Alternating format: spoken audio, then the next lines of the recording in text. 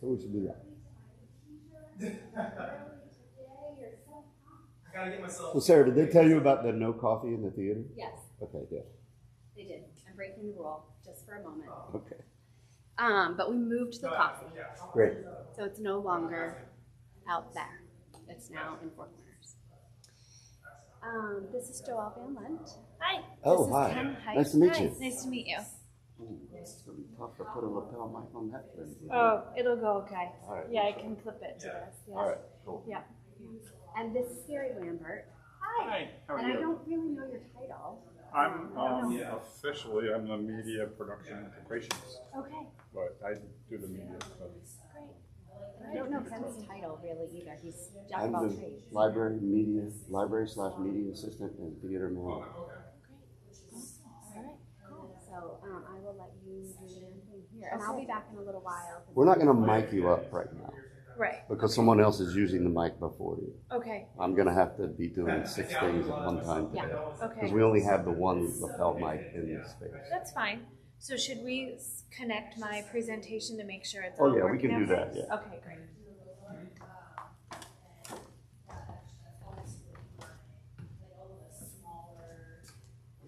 There's an HDMI.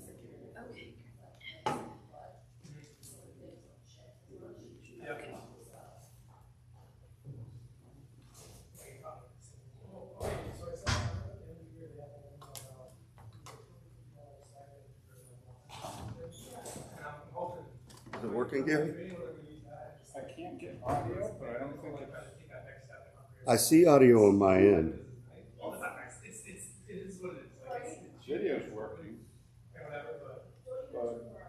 Yeah, which is nice. I used to go before school. I've been kind of going to after school time lately, which is the worst because it's so full. Yeah. So are you going to, are we going to set this up and leave it, or are we going, okay, I didn't know if somebody else was gonna be I don't know. connecting a computer before mine. And if they are, they'll probably use this computer. Okay. We can switch the other. Okay, great. Awesome. Yeah.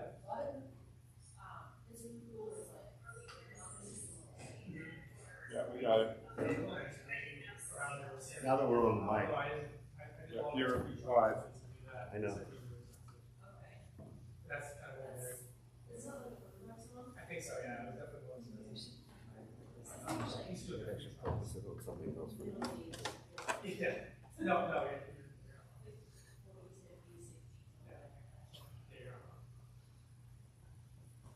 Yeah, I don't know why I want to do that.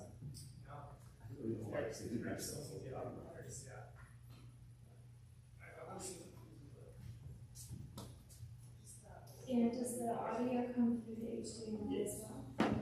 You have to set something you can do.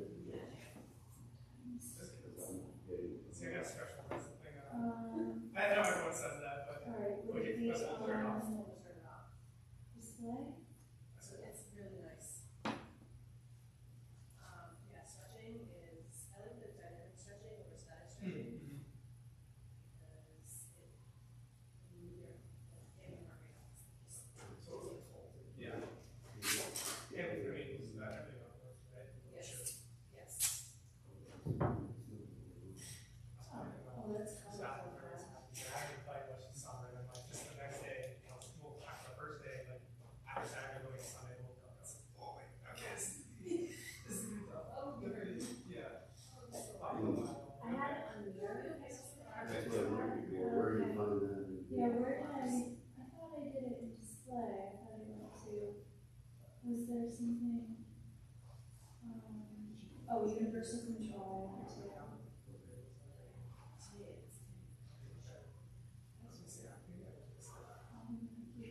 Gary, you're that guy.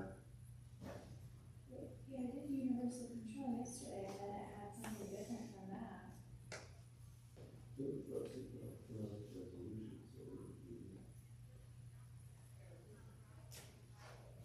Let me go back to here for you. I had it on mirror yesterday, Yeah. for a presentation. Yeah. So maybe I need to take it off that.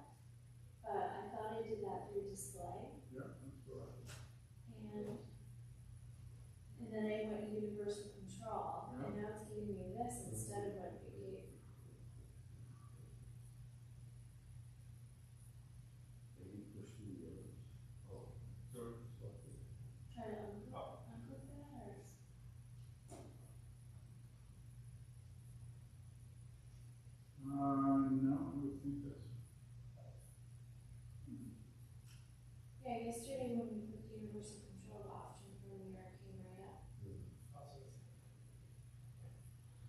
I would say, yeah, go ahead and sit down. You can go ahead.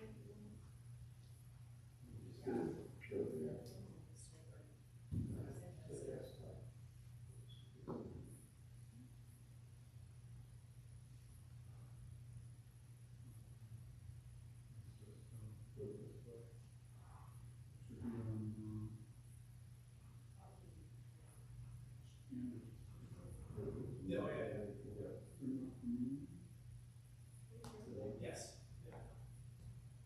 Matching their benefits. While that is not always Yeah, like, I was kind of doing some things from Tuesday, Monday. Although, I kind of wish I had come to this copy and stuff. Yeah, I was, yeah, I was thinking, I was. I get it, I'll let you know here. It's just stuff.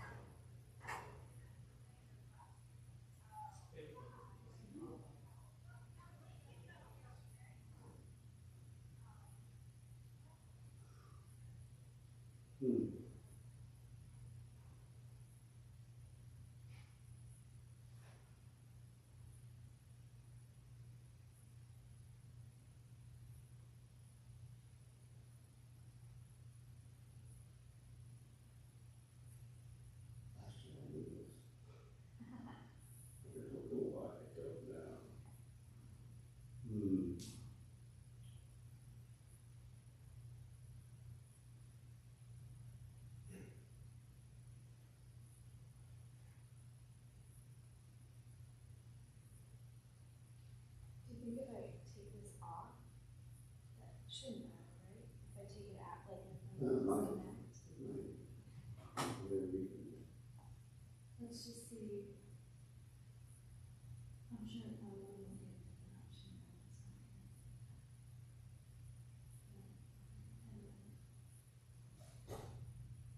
Let's try.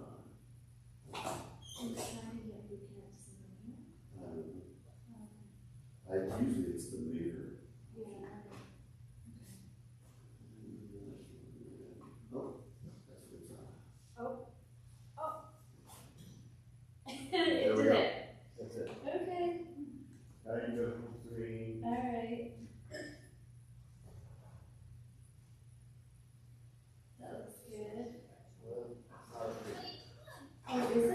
Okay, so now, alright, now let's try it. Maybe, Yeah. wait, is there a button here? Is that mirror? Yeah. Yeah. Okay. Cool. Alright, now let me see, the audio is still, okay, I think I have to change the sound because it was like connected. Oh, no, it wasn't up here when you tried to run that video. Okay, so try it when again. come through, try it again.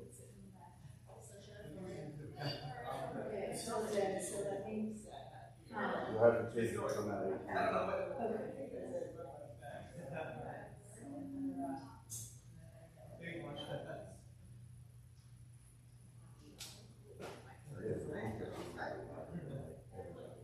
Of course, sorry about that. Let's see. Would it be, it's the display part option?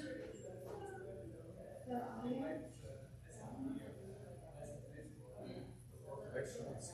Yeah, that's right. Okay.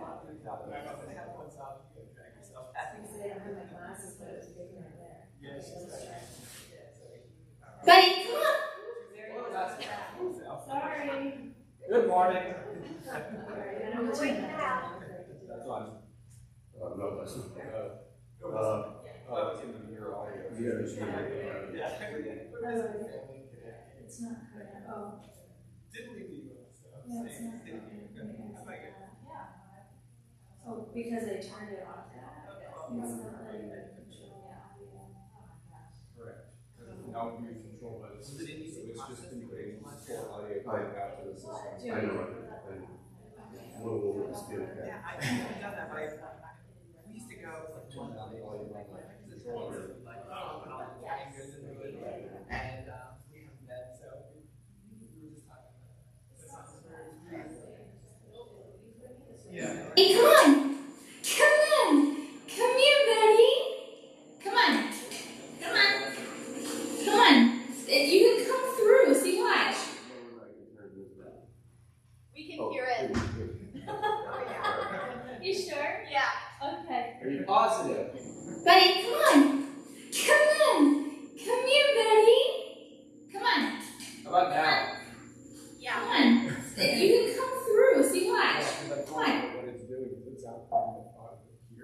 absolutely. Yeah. 100%. Probably because I have this turned all the way up, so if we switched it over, I could No, turn it it's down. fine. Well, You got it it's- where you want it. I don't know because Oh, it operates independently. okay. So it's looking at that as a complete separate audio source and it's just outputting signals to it, Okay, alright. which I think is why it has that decision. Okay, yeah, that was the only video, so we're good there, we don't have to worry about audio changing. So then it's just you talking. Okay. Great, All right. You'll Thanks, Nick. thank you.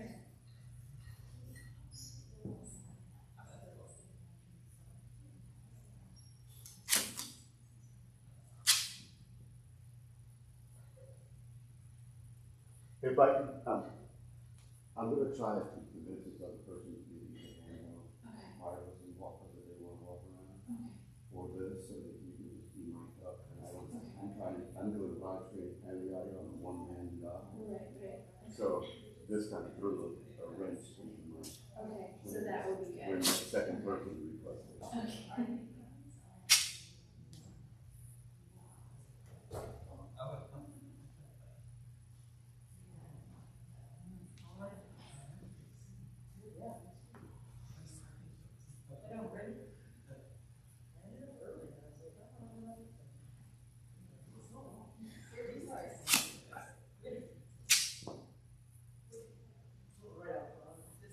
People live right next to me, there's like front row.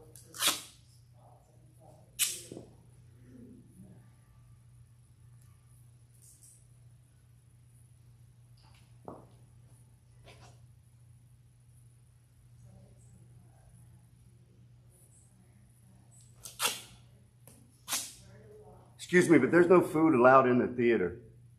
There's no food, coffee, just water only. It's a theater.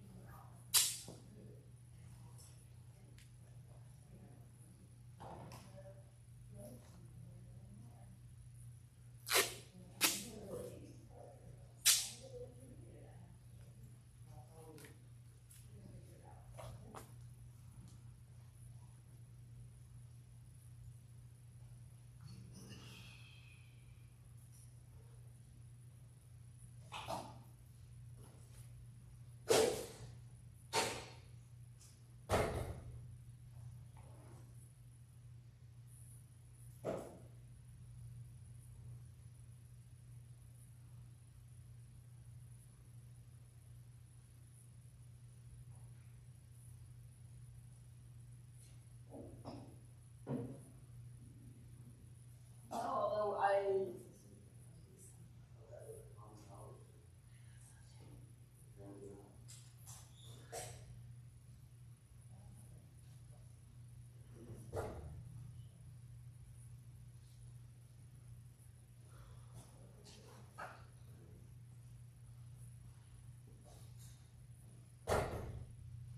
Now I gotta go set something else up. I'll be right back, Noel. Okay, I don't think I need to plug this in, but if I did, it looks like this would if I put it over there, that might create like a. Interesting.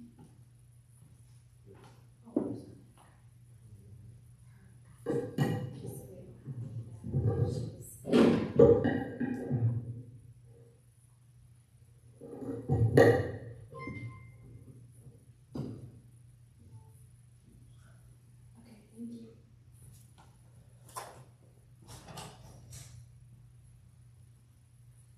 No coffee allowed in the theater.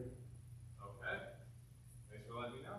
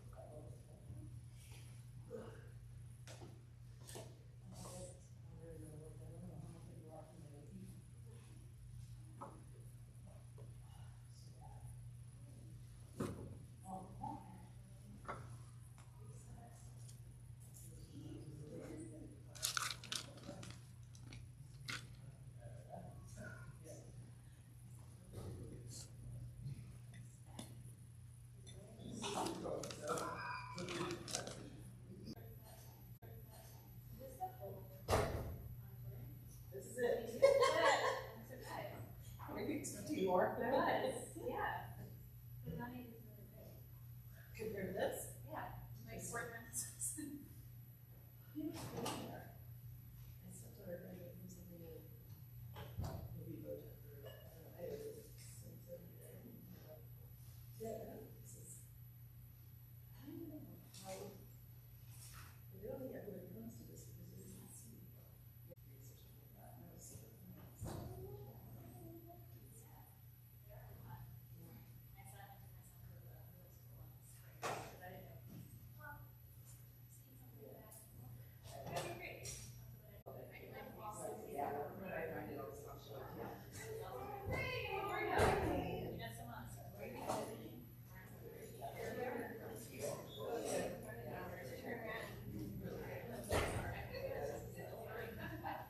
Lost connection.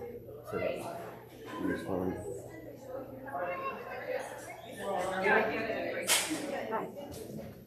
Here, come around this way. It's better. Can I ask a question? Yeah. I'm speaking and Nina look out. And you are? Can I be honest? You're not really dressed for the film, right? Can you carry a handheld wireless? It's going to be way over here. It's going to be hard to hear you over there. And then I'm going to have to take it off you and mic up. You only have one. I know. This was planned. Okay. I mean, it was. It's okay. Sure.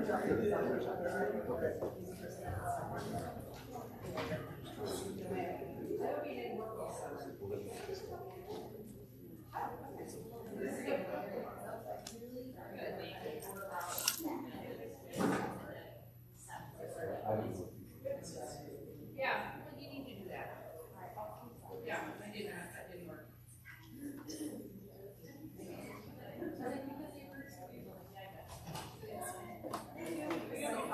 It's nice that you see that road. She all set? Yeah.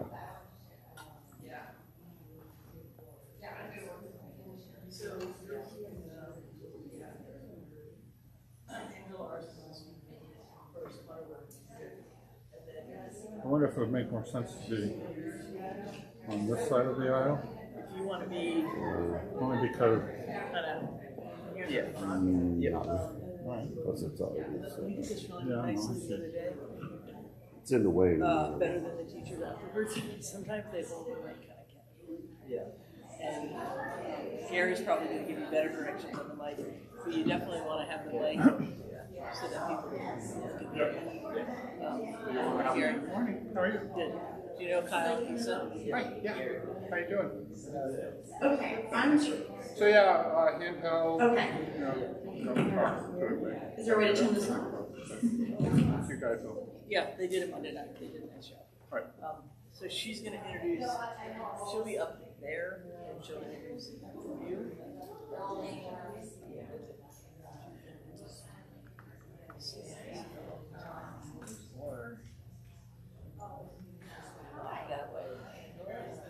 It's a handheld out there. So nobody's I was there when you spoke the other night. There's a left turn mic also. More mics than we need.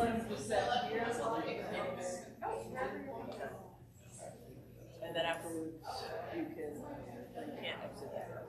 But you Correct. necessarily. Everything's working. You have, you're not doing the sports. Oh, you're doing volleyball. That's good stuff. Once it runs to 5:30. It will not run to 5:30. Okay. You want the stool?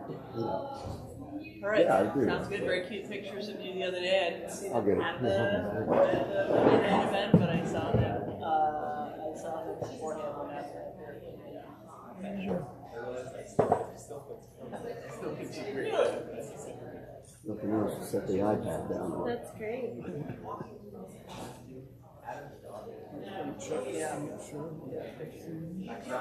Ooh. I mean, I guess I could move it to the other side. If you think that's better. You might, well, I mean, if you moved it to the other side, we'd get a better shot of the podium. A little bit better, but. That would have been funny though. Do you have, are you at all in touch with Bobby Spencer now? I would love for him to get that line used in your speech, because I thought what important for Bobby as a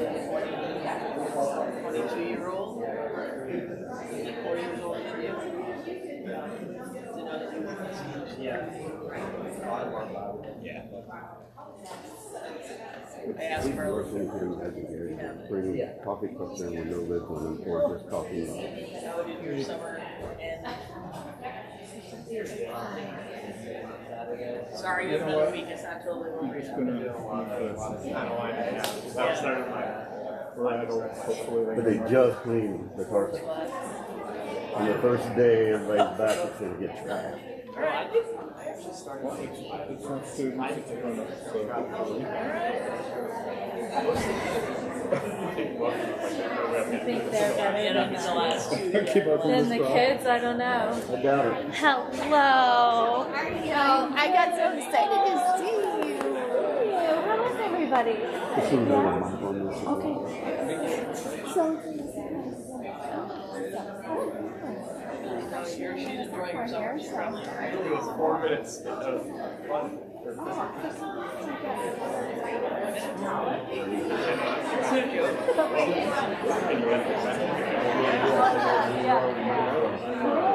and you're here. I bet. Oh, you are. Okay. You're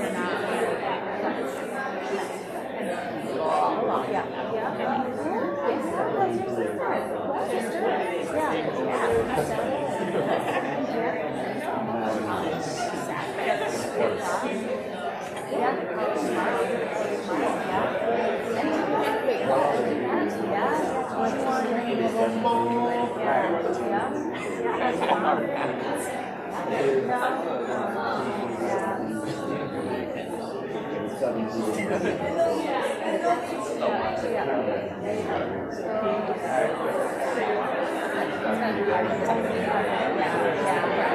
Yeah, my dad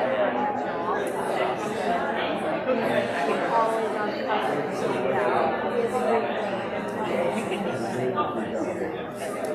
I'm not sure why they let him do that. I'm sure he's very excited. Yeah, right. It's actually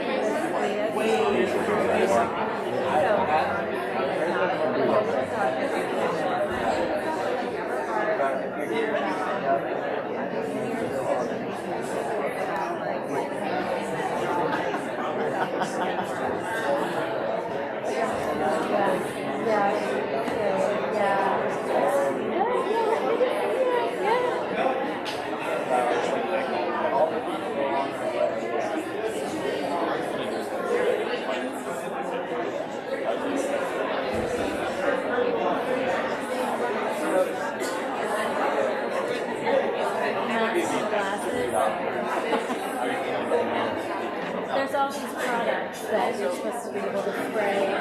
Your glasses don't work. Don't invest money in it. Hi. You're like the only one I know.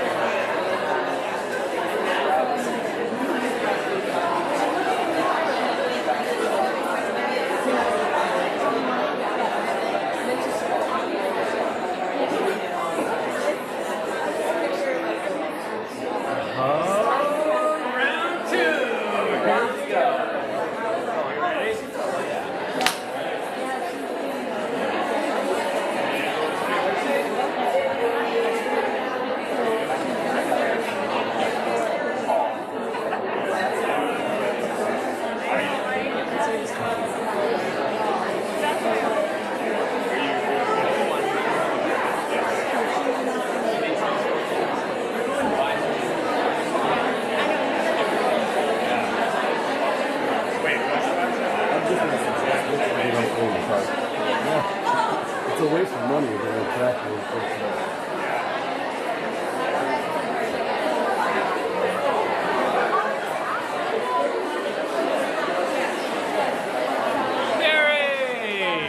Ken, how are we doing?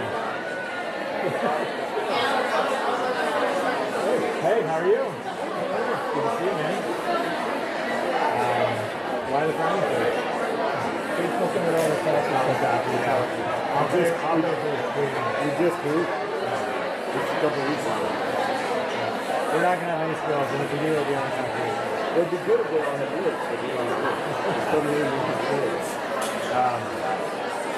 We're gonna let that detail go for today. We're gonna keep that strong.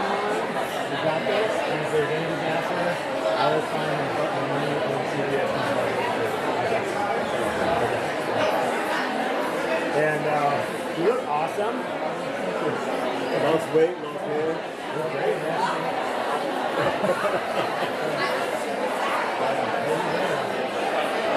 So we got the ice cream set up on there. Sure. Is there a good number of folks out there?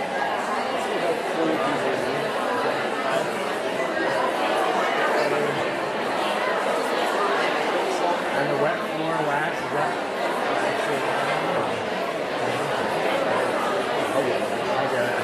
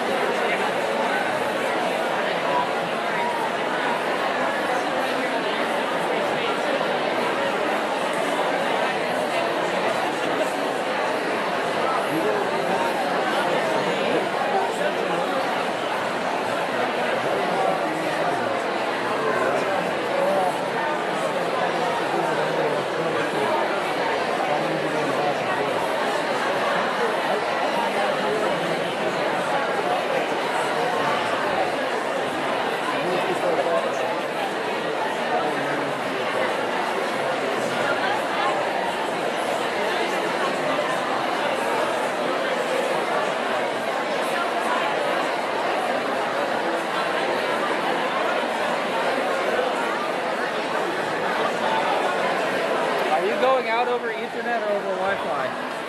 Ethernet, I think. Because it keeps spinning and lagging on the other end. It's plugged into that port. That don't mean a whole lot, Ken. Well, it seems to be lagging. I hope it is from the Wi-Fi.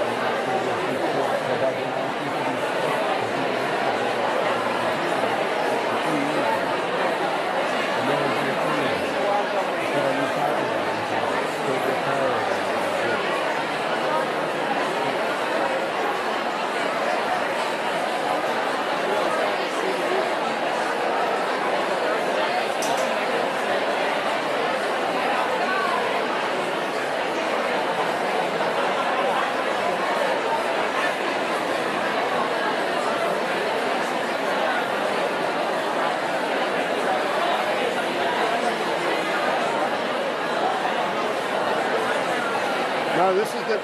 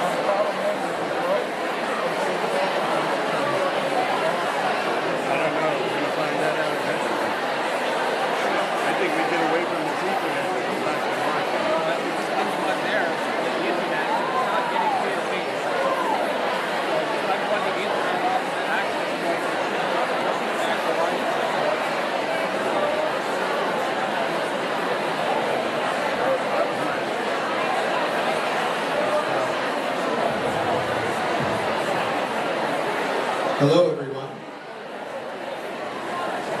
So we have a few technical problems that will be resolved shortly, so that way our colleagues in the library can watch the convocation on either a slight delay or live. So as soon as those technical difficulties are complete, we'll go ahead and get started. So please enjoy your conversation again. We'll get rolling soon. Very good. Yep.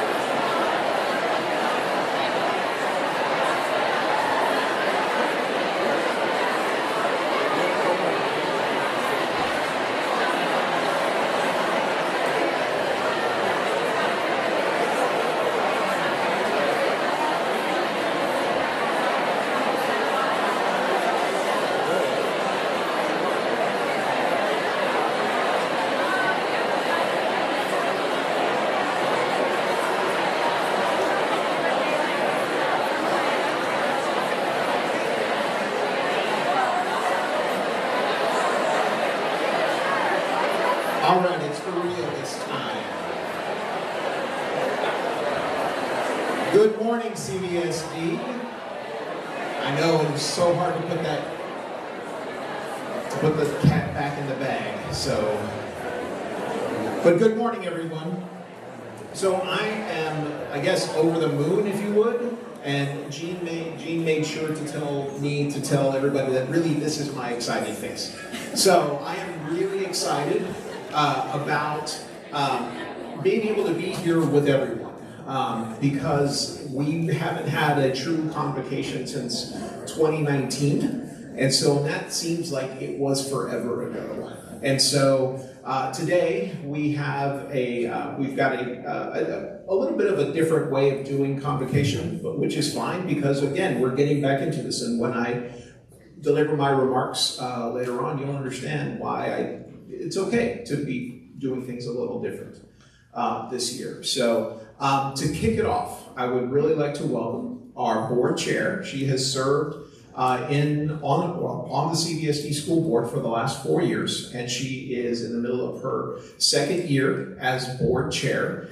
She's got students here at CVU and in other schools in the area. So I would like to now introduce Angela Arsenault.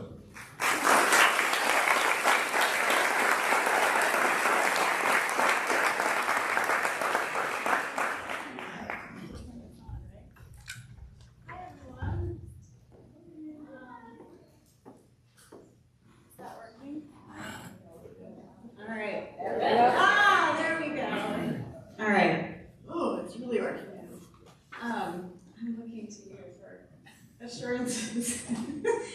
So, hi everyone. I'm kind of thankful for that light right there because I can't see most of you.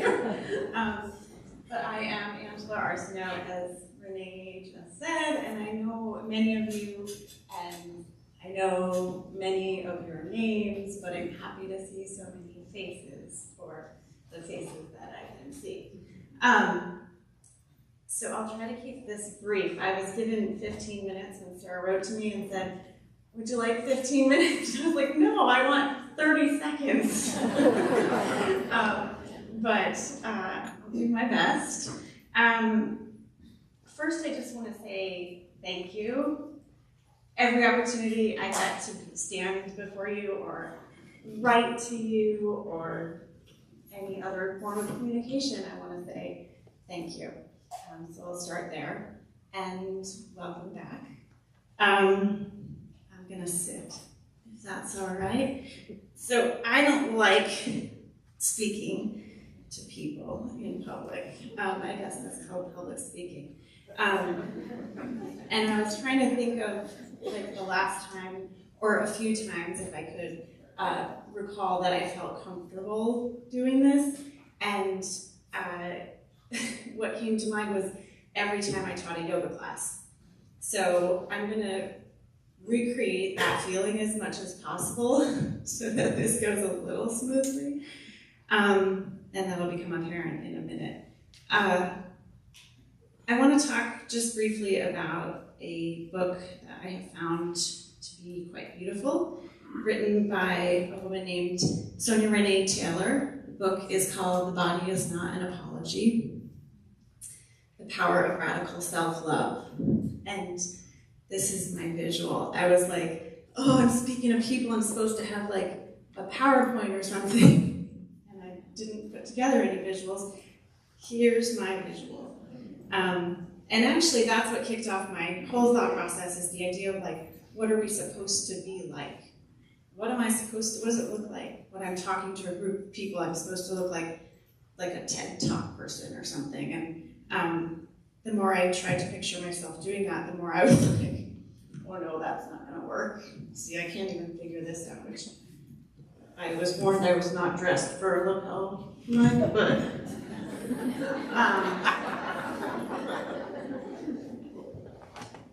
so in this book, Sonia Renee Taylor talks about the hierarchy of bodies that our culture is built on, and that at its inception, our country, our society, was founded on a hierarchy that places white land-owning men at the top of the hierarchy.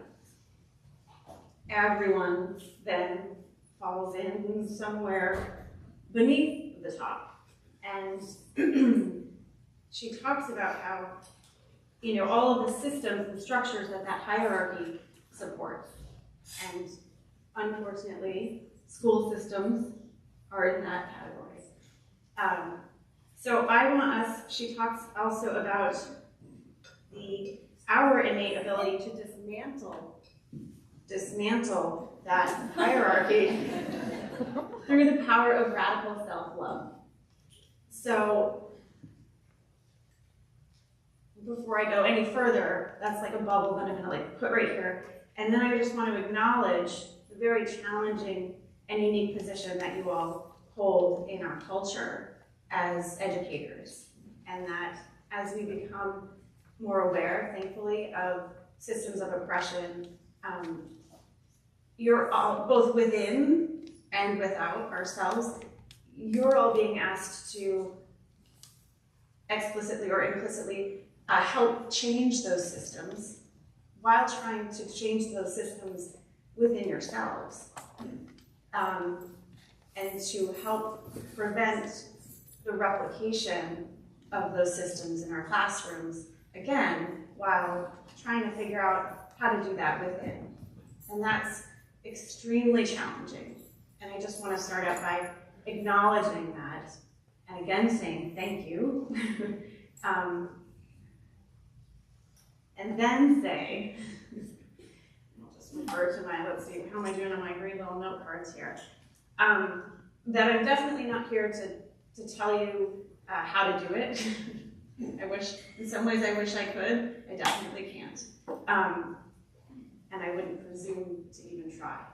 But for a minute, or maybe 90 seconds right now, I just want to dream with you. To dream with you about what that might look like. And so, as I said, I'm most comfortable, it turns out, teaching yoga. So I wanted to invite everyone, whether you're seated, standing, just arriving mentally or not even here yet. I'm going to close my eyes, and I invite you to do the same if that's comfortable for you. If your legs are crossed, maybe uncross them.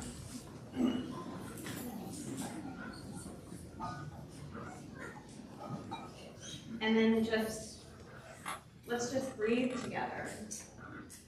Just a few breaths, as deep as you can. I don't know if you can hear my heart beating through this lapel mic, but I don't know how deep my breaths are going to be right now. But an exhale sure feels good. So try that couple times for yourself, and you can certainly make noise if you want. So here we are, and I just want to invite you into a space for dreaming.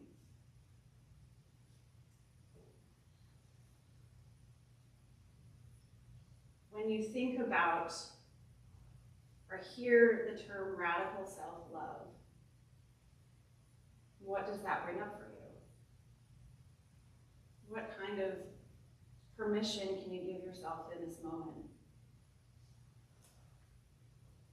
to just think without judgment and to be without judgment, and from that place, settling into that place,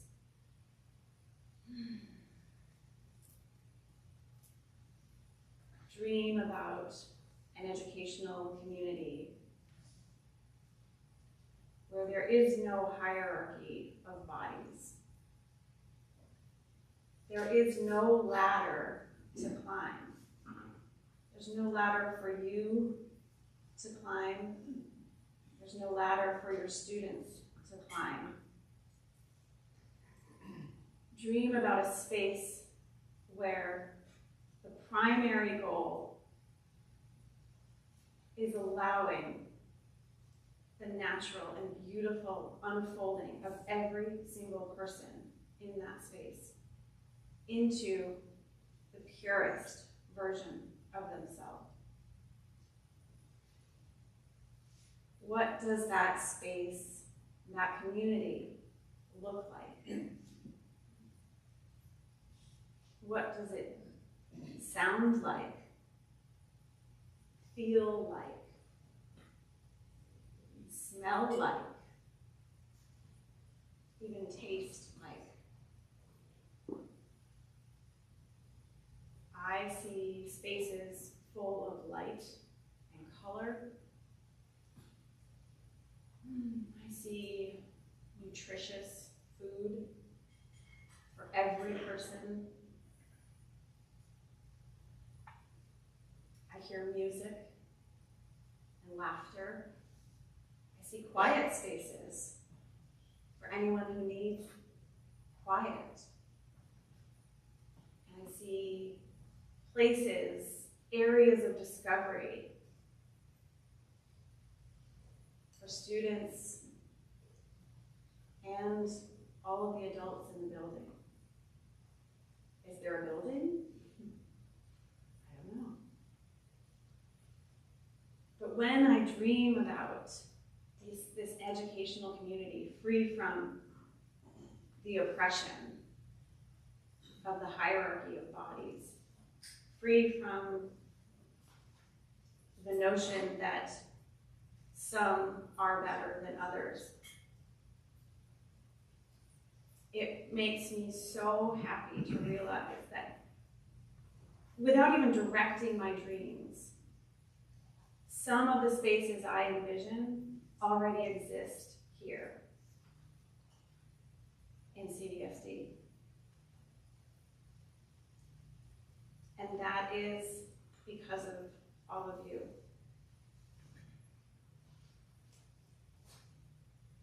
I know that we are somewhere on the path to this dreamlike state. And whenever it's helpful for you, or whenever it feels necessary, whenever possible, I invite you to return to this dream space.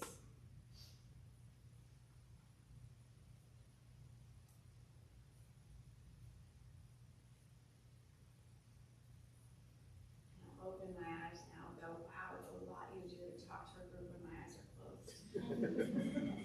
Would that be weird for everyone if I just get my eyes closed? Probably. So we're about to actually tonight in this very building have our first large-scale meeting about our strategic plan. And I laugh when I say something like strategic plan because it sounds like the least dreamlike thing ever, maybe. but I'm gonna do what I can to keep the dream space alive as we embark on the strategic planning process. And I want to extend a genuine, emphatic invitation to all of you to dream with us. And when I say us, I guess I mean the school board. The school board is meant to own the strategic planning process by many accounts, but I don't see it that way. I'll see it that way logistically, so things will be planned and communicated, I promise, but it's all of our process. Everyone here and everyone out in our community, the process is all about it. And share my vision, my dream for, I know that belonging is a theme for this year and has been something that our district has shown great interest and care for as long as my children have been a part of this district, and I imagine it predates those years. But I'm thinking about arriving at a place where the notion of belonging becomes obsolete, because the idea of not belonging no longer exists. Because in our fullest expression of ourselves, for every one of us, it's actually impossible to not belong. And so belonging, it is the state, it is the natural state. And that's the dream that I'm looking at and looking toward as we talk about our strategic plan. Maybe it's a dream plan for me. I'm gonna have to do something with that word strategic. But alas, thank you all so much for everything you do and for being in this space today. Everything you're about to do and learn and grow together. I was very fortunate to be here. I've been here a lot this week. I was here on Monday for the Core Family Night and heard from our next two speakers, CVU co-presidents Asa and Kyle. And I really, really appreciated your message of belonging and, importantly, becoming. And so I want to welcome Asa and Kyle.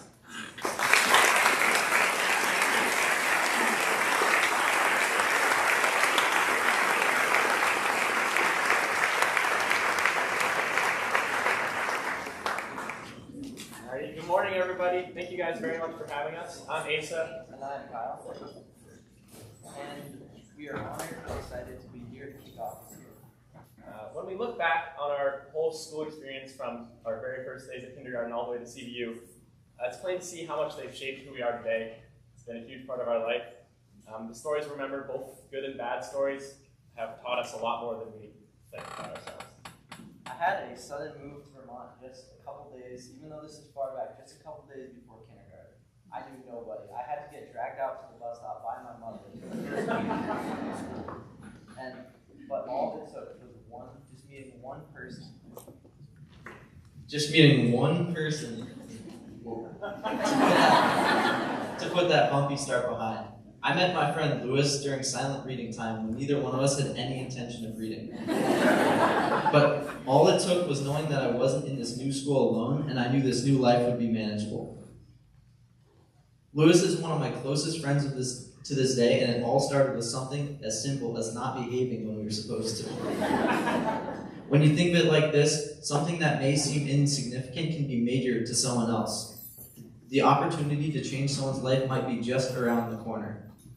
To a teacher, a classmate, a friend, each day we have the opportunity to be a good part in a rough chapter of someone else's story. While we're sure everybody's sick of talking about COVID, there's something positive we wanted to point out about the shutdowns. Neither Kyle nor I have, at this point, had a full year of high school unaffected by the pandemic. And while on the surface that seems like a pitfall, there's been an unexpected silver lining to it all. Amid minor chaos, what never wavered was the support that we students received from our faculty and our peers. While the world was believed to become more distant, the care taken to ensure every student's well-being felt even more present. The lack of connection we felt during these shutdowns made us really appreciate this connection, this very connection we took for granted.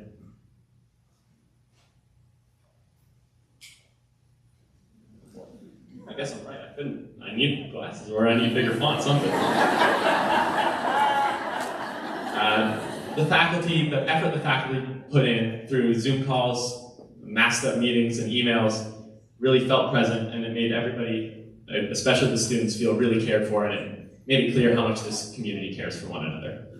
Looking back at our time so far at CVU, it just becomes clear how unclear all these years have been. However, we have this uncertainty to thank for all the unintended learning we made. But there's still a lot of growth to do, and we're excited for our last year here. And while what we learned in the pandemic has helped us quite a bit along the way, there's always still more growing to do. When we first arrived at CVU, the first thing we wanted to do was meet as many new people as fast as possible. New school, new friends, new people, woo! But what takes a little longer to realize is that there's one person you need to know most of all, yourself. As funny as it may seem, take a while to introduce yourself. Get to know what makes you you, get to know what makes you unique, and take a little bit to learn and love what you see when you look in the mirror. And most of all, remember that you don't need to know everything. You don't need to know everything. That should never be the goal. It's okay to still be learning. Take Asa and I, for example. We don't know what college we will attend, where we will end up, what we will study, and who will be there along the way to guide us. But that is great. This process is never about certainty. When we stay flexible and open about the process of figuring out what's next, opportunities we may never have expected might just find their way to us. Us, together. One of last year's co-presidents, Jack Averill, had a quote he'd love to share on the morning announcements. You may go faster alone, but we will always go further together. It's impossible to go through this game of life alone, but thank goodness we have each other. Peers, friends, advisories, faculty, family, paras, mentors, special educators will always be there to help us get to where we want to go. The close connections and community that CVU fosters will always lead to success for each student, no matter what success looks like for that student. We can say this all confidently because we've been fortunate enough to experience all of these connections from the get-go. From our first days at CVU with Link Crew, which is now Flight School, our teammates on the sports field, our advisories, the faculty that we've interacted with, and the Learning Center with Jake and Ron, all of these places have fostered an environment for collaboration and success for all of the students at CVU and the CVSD district. And before we finish it off, a quick thank you from each of us to the amazing members of the CVSD staff who have helped us along the way. If you are here and hear this, please stand up. All right, we're going quick here. From SES, Miss Mendel, Shannon Baird, Bob Gerwitz, Madame Tomas, Mr. B, Miss Rich, Miss Howell, Miss O'Toole, Miss Simmons, Miss Green, Miss Ford, Miss Nick, Pete Boardman, Miss Lily, Miss Kelch, Nikki Alderton, Tim Buckingham, and from CVU, Carly Revard, TJ Mead, Katie Mack, Molly Benino, Heather McDonald, Andrea Bemke, Olaf Verdon, Gary Lambert, Charlie McFadden, Madame Netherwood, John Wolf, Carrie Hoos, Annie Belrose, Mr. Misquash, Seth Emerson, Peter Langella, Miss Otley, Scott Bliss, Miss Gorman, Magalise, Mo Martin, Kieran McCormick, Bagasha Blasius, Miss Gibbs, Michelle Fonchme, Cameron Brownell, Ron Fleming, Naomi Williams, Sarah O'Hare Hughes, and any other CVSD staff. We could not be here without you.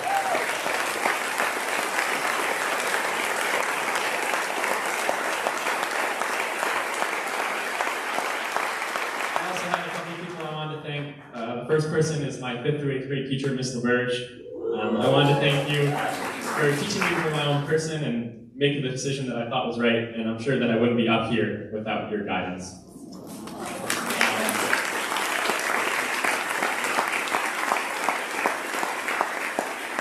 I'd also like to thank my former advisor, Anna Cooperthwaite. A little salty she's not going to be here for my last year, but I'm really thankful for the advisory space she made. It made it really safe and fun and relaxing every day for the last 3 years. And I also like to thank Justin Chapman, mostly for just being really cool and liking the things I like, but he also taught me that English classes aren't that bad and they actually can be sort of interesting at some points. But yeah, I'm really thankful for all the teachers that I've interacted with and everybody at the CVU and CVSD faculty. Thank you guys for everything, and thank you guys for letting us be here, and I'm sure we're going to have a great year this year.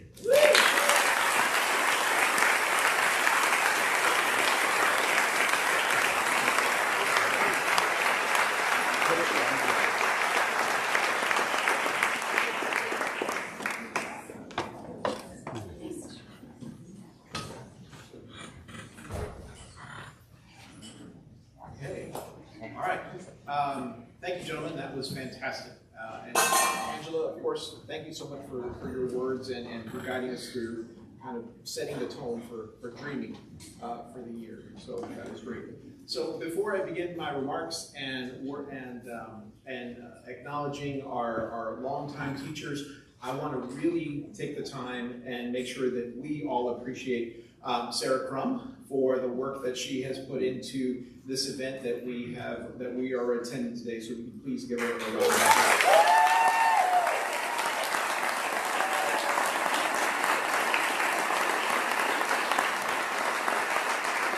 So as part of that, there was also a small army of people who helped us put it together. So whether they're from CVSD, from central office, or they are from CVU or from other schools, they put together the technology, the rooms, the food, and other arrangements. So if you could please give them a round of applause.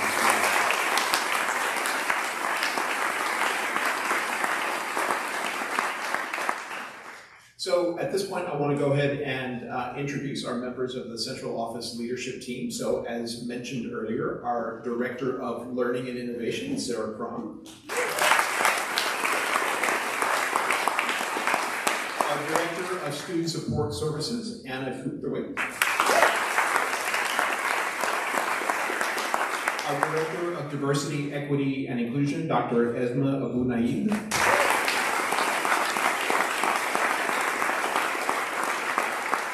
Our Director of Communications and Instructional Technology, Bonnie Birdsall.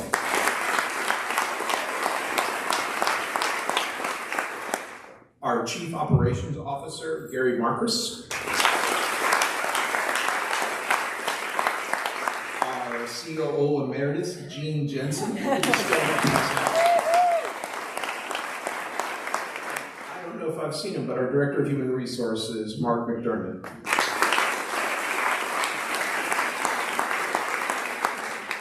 So now let's acknowledge our 30-year club veteran teachers. These teachers have served in education for a minimum of 30 years. So the first group of 30-year experience is Barbara Spalding and Lisa Bisbee.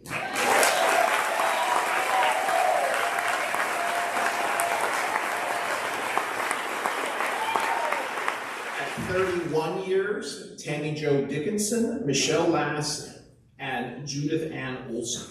At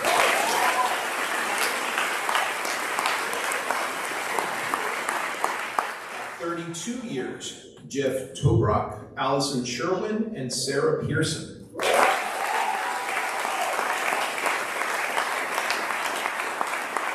At 33 years, Susan Stewart and Andrew Miskovich.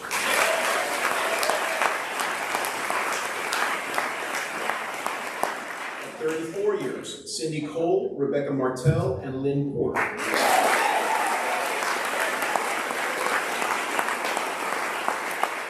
At 35 years, Charlie McFadden, Sarah Beacon, and Andre LaChance.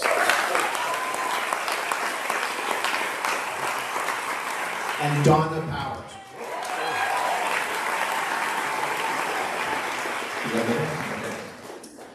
All right, at 36 years, Bonnie Birdsall. At 37 years, Robin Fawcett. At 38 years, Julie Rogers.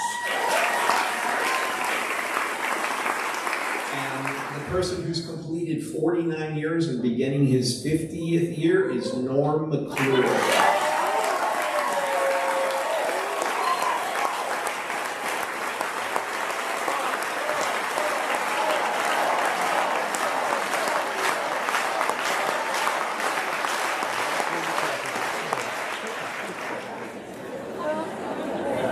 At this time, I'd also like to acknowledge our support staff, who you will be able to see when you get back to your campuses or at other times. So at 30 years, we have Melody Miner. At 31 years, Sharon Ogden and Jimmy Johnson. At 32 years, Betsy Sessions. At 33 years, Gail Aubie and Cindy Morin. At 35 years, Celeste Plouffe. 37 years, Tony Cassidy. At 38 years, Annette Hebert. At 41 years, Pat Ward. And then both at 44, Tim Peet and Sue Gipner.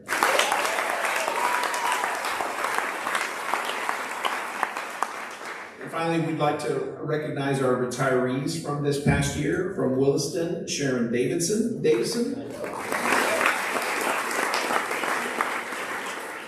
Also from Williston, Liz DeMoss and Nancy Carlson. From Heinsberg, John Pontius and Nancy Pollock.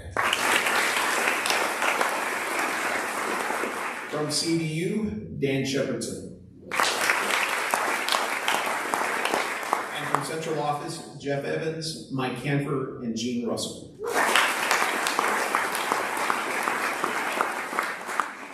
So we're still in the process of our campuses selecting the Teachers of the Year, so we'll have that process up and running, and we'll be able to submit the Teachers of the Year information to the UVM, the University of Vermont, and AOE Outstanding Educator Awards in time for this year. So, and now to some remarks. So, like Angela mentioned, we've got a couple of things coming up that are really exciting. So first, in September, we're going to get the results from our equity audit.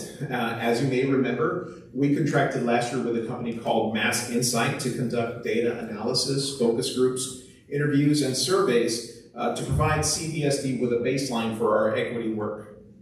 At our September board meeting, Mass Insight will share the findings and the recommendations from this audit.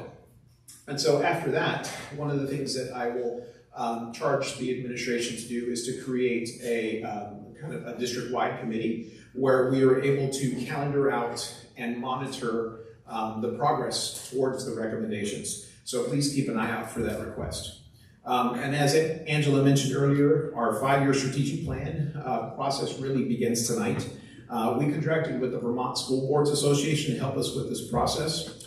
And so this year, the Strategic Planning Steering Committee will hold events and surveys and other informational nights so we can get internal and external feedback on academic, financial, technological, and social-emotional goals that we should set as a district. And like Angela said, this is something where we will be able to get together and we'll be able to dream about what we want our students to be able to do, what we want our staff and faculty to be able to do going into the future. And so now I'd like to talk a little bit about the vision for this year. So we're returning to a school year, similar to, but not exactly like 2019. Given the last few years, and thanks to the pandemic, the landscape of teaching and learning and the business of schools has shifted. So one of the sayings that I learned and often remember from my freshman year philosophy 101 class is Heraclitus' concept of one cannot step in the same river twice, or it can also be stated as all is flux. So though we return to our same schools, our same classrooms, we use our KUDs, our learning targets and scales, much water has run through our river's course to where we are now. We have lived through a very challenging time in our country and in our world's history. It has affected everyone differently. While we return to some semblance of normal, it is important to remember that we must account for the flux that has affected each of us. So to account for that, our district and campus leadership met several times over the summer to distill the many initiatives, requirements, and expectations on our collective and individual plates. This way, we could arrive at a common set of priorities for the year that would be broad enough to encompass returning to a sense of normalcy while considering the change that the pandemic has wrought. Our initial context was to examine how the state's expectations through Act 173 could help us reach our goal. The legislature passed Act 173, which intended to enhance the effectiveness, availability, and equity of services provided to students who require additional support. Passed in 2018, the law was to take effect this year. Instead of a component that changed how special education was funded, was delayed a year. However, the other components of Act 173 that effectively codify multi-tiered systems of support and positive behavior support and ensuring that Tier 1 instruction meets the needs of most students, that went into place for this year. But that's fairly complicated that's a really weird message to provide to people that that's what we're doing. So when our leadership aligned our past work to our current work, we knew that we would need to have the spirit of Act 173 behind it. We felt that it was important to message not the language of the act, but rather what were the legislators expecting to do when they passed this. So before I list our priorities for the year, I want to highlight Charlotte Danielson's 3 core beliefs from her framework of teaching. I recently attended a training due to recent updates of the equity concepts being added to the framework. Big shout out to Jackie Parks for arranging it here in our district, and then also to Dr. Juliet Longchamp for hosting the training. Yeah, give Jackie a hand.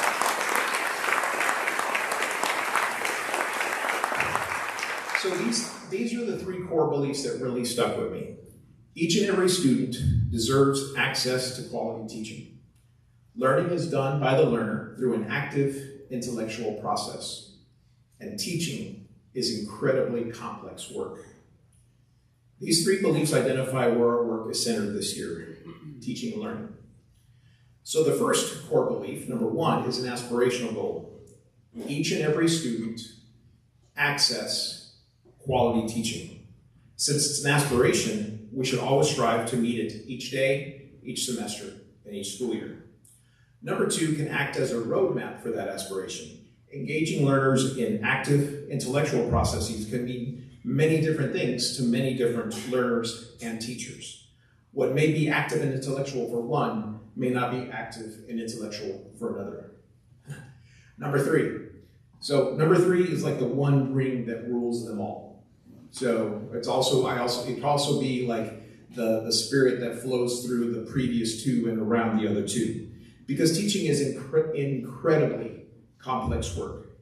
Between getting to know each student's academic, social-emotional, and behavioral needs, and then being able to apply, analyze, and update those needs on an hourly and daily basis, it only scratches the surface to call what you do each day complex. According to some research by the RAND Corporation, in its brief called Teachers Matter, teachers matter the most when measuring the impact of their students' academic performance, up to 2 or 3 times as much impact. So this complex work that teachers do is very significant to student outcomes.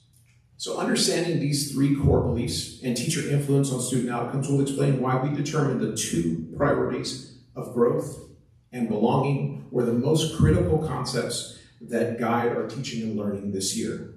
The meaning that we have attributed to growth is the academic achievement and progress students will make this year. Using our curricula and planning, proficiency-based learning, data analysis, and our job-alike days is the embodiment of Danielson's first 2 core beliefs. Belonging not only applies to core beliefs 1 and 2, but it also encompasses number 3. Belonging begins with the idea of what engagement looks like in a learning environment.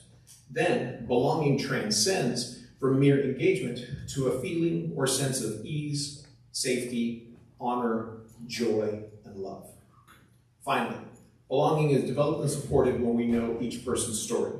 For a teacher, a school, a district to engender belonging, it takes time to get to know that story. Student and staff stories can be developed and monitored through the lenses of identity, connection, direction, and proficiency. Our district's commitment to diversity, equity, and inclusion can be further implemented through these 4 concepts. Knowing who we are as educators and knowing our individual students will bring more belonging, that sense of or feeling of ease, safety, honor, joy, and love to more staff and more students. So to implement these priorities, we believe that it is essential that we go slow to go fast. In our discussions at our retreats, we decided that it was something that I would make sure that during this speech, I would mention that to you, to go slow, to go fast. While there is a lot of data that you can use to gauge your students' prior academic achievement and social-emotional interactions, there is much conversation, observation, reflection, and feedback that you will need to access to generally get to know your students. In the batteries and bulbs portion of the Danielson training, she quoted at Dr. Hawkins saying, "The ability to expedite learning depends upon how fast and accurate a teacher learns to assess and analyze children's individual patterns, strengths, and needs. So to expedite this learning, please consider utilizing the first month of school to schedule more activities and events that will allow you to learn your students and their growth and belonging needs better." Yes, that may mean you have to extend the time that it may take to complete some curricular units at the beginning of the year, but since you will know your students' individual patterns, strengths, and needs better, you'll be able to condense the units later on in the semester or in the year. So finally, I'd like to leave you with one last thought. As we were developing these priorities over the summer, I began to think about the urgency at which we need to apply growth and belonging to our work this year to help us work beyond the pandemic's effects. Then I had another thought. Why apply them to just this year? One of my favorite nerdy books from my graduate studies is Margaret Wheatley's Leadership in the New Science, Discovering Order in a Chaotic World. I call it nerdy because it utilizes metaphors derived from physics to explain leadership concepts. Metaphors and science are 2 of my favorite things. Anyway, it was then that I thought about the duality of students in our system. Yes, they are all assigned to a grade right now and are learning that grade level's curriculum, but they are also on an educational continuum of 13 years within our system. So like the quantum theory of light, students have duality of both a particle and a wave. They may be enrolled in 3rd grade right now, but at the same time, they are enrolled in our K through 12 system. The instance in time that we may be looking at that student to serve them in growth and belonging is not just the responsibility on that day of the teacher and the school. It's the responsibility of the system itself. So together, we compose, facilitate, maintain, review, and improve that system. Our priorities of growth and belonging will light the way for our students both this year and in those to come. If we are successful, I believe that our students will continue to light the way for Champlain Valley, Vermont, and the world. Thank you.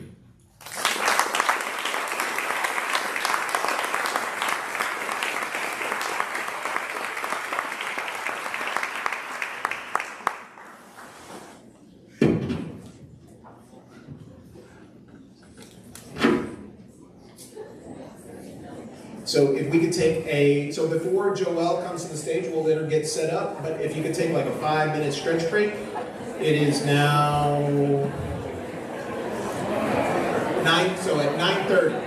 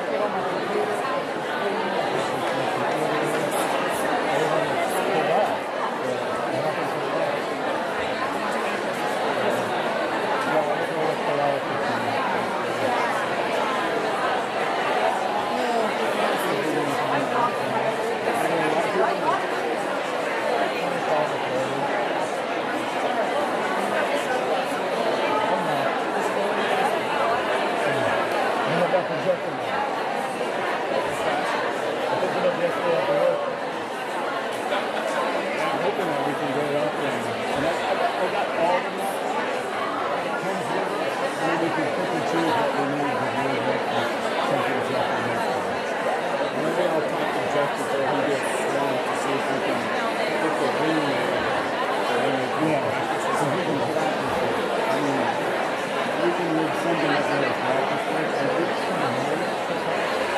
It just seems to sound like a studio place where maybe around 60 hours that maybe hold it up. Or set up a projector or something. Just to test it. Just for soccer. So Tuesday, I'll come and see you. That's a great idea.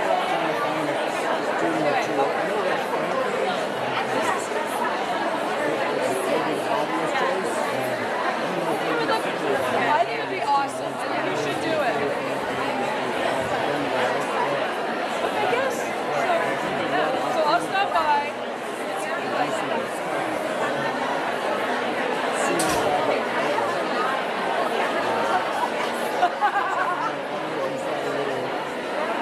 Say it was a challenge.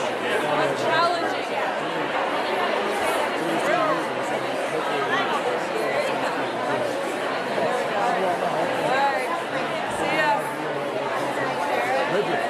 You're in the shop, just so you know.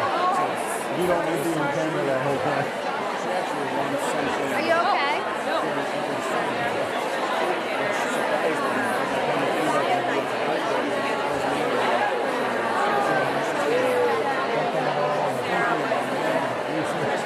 we may have to do some work on it to get it, to do that, do some different settings to get it. It's like me on the flash.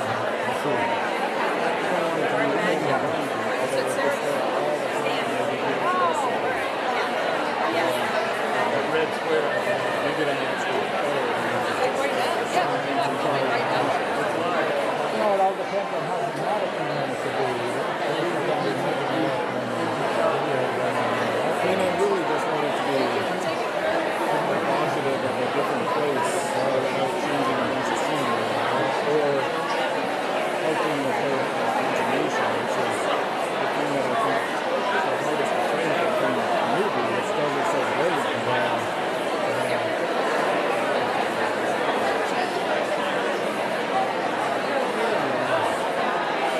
Did you vacation this summer?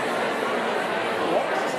We went to New York for a week.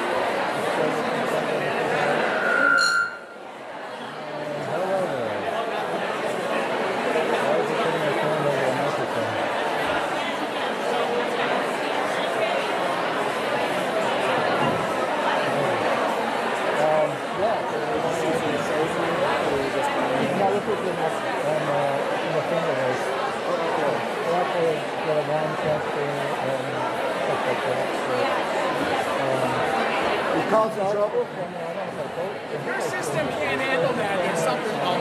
Thank you everybody for staying in the room. So if you would please make your way to your seats. Never, ever, ever.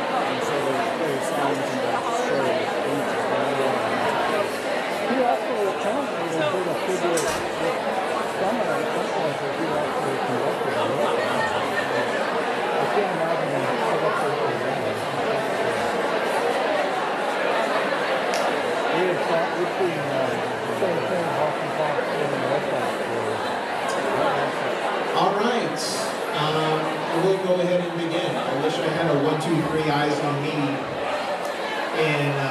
in my back pocket for this. So, but we'll go ahead and get started.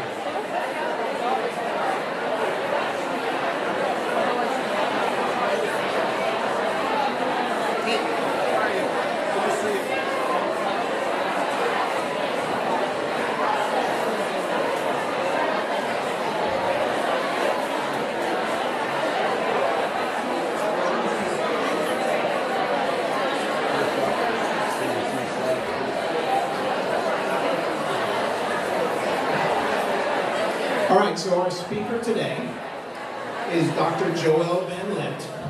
She is a Vermont-based clinical psychologist. For the first 15 years of her career, she had a family practice and also worked with kids in residential treatment programs. About 10 years ago, she began working with the Vermont school districts to provide training, consulting, and evaluations of students with special educational needs.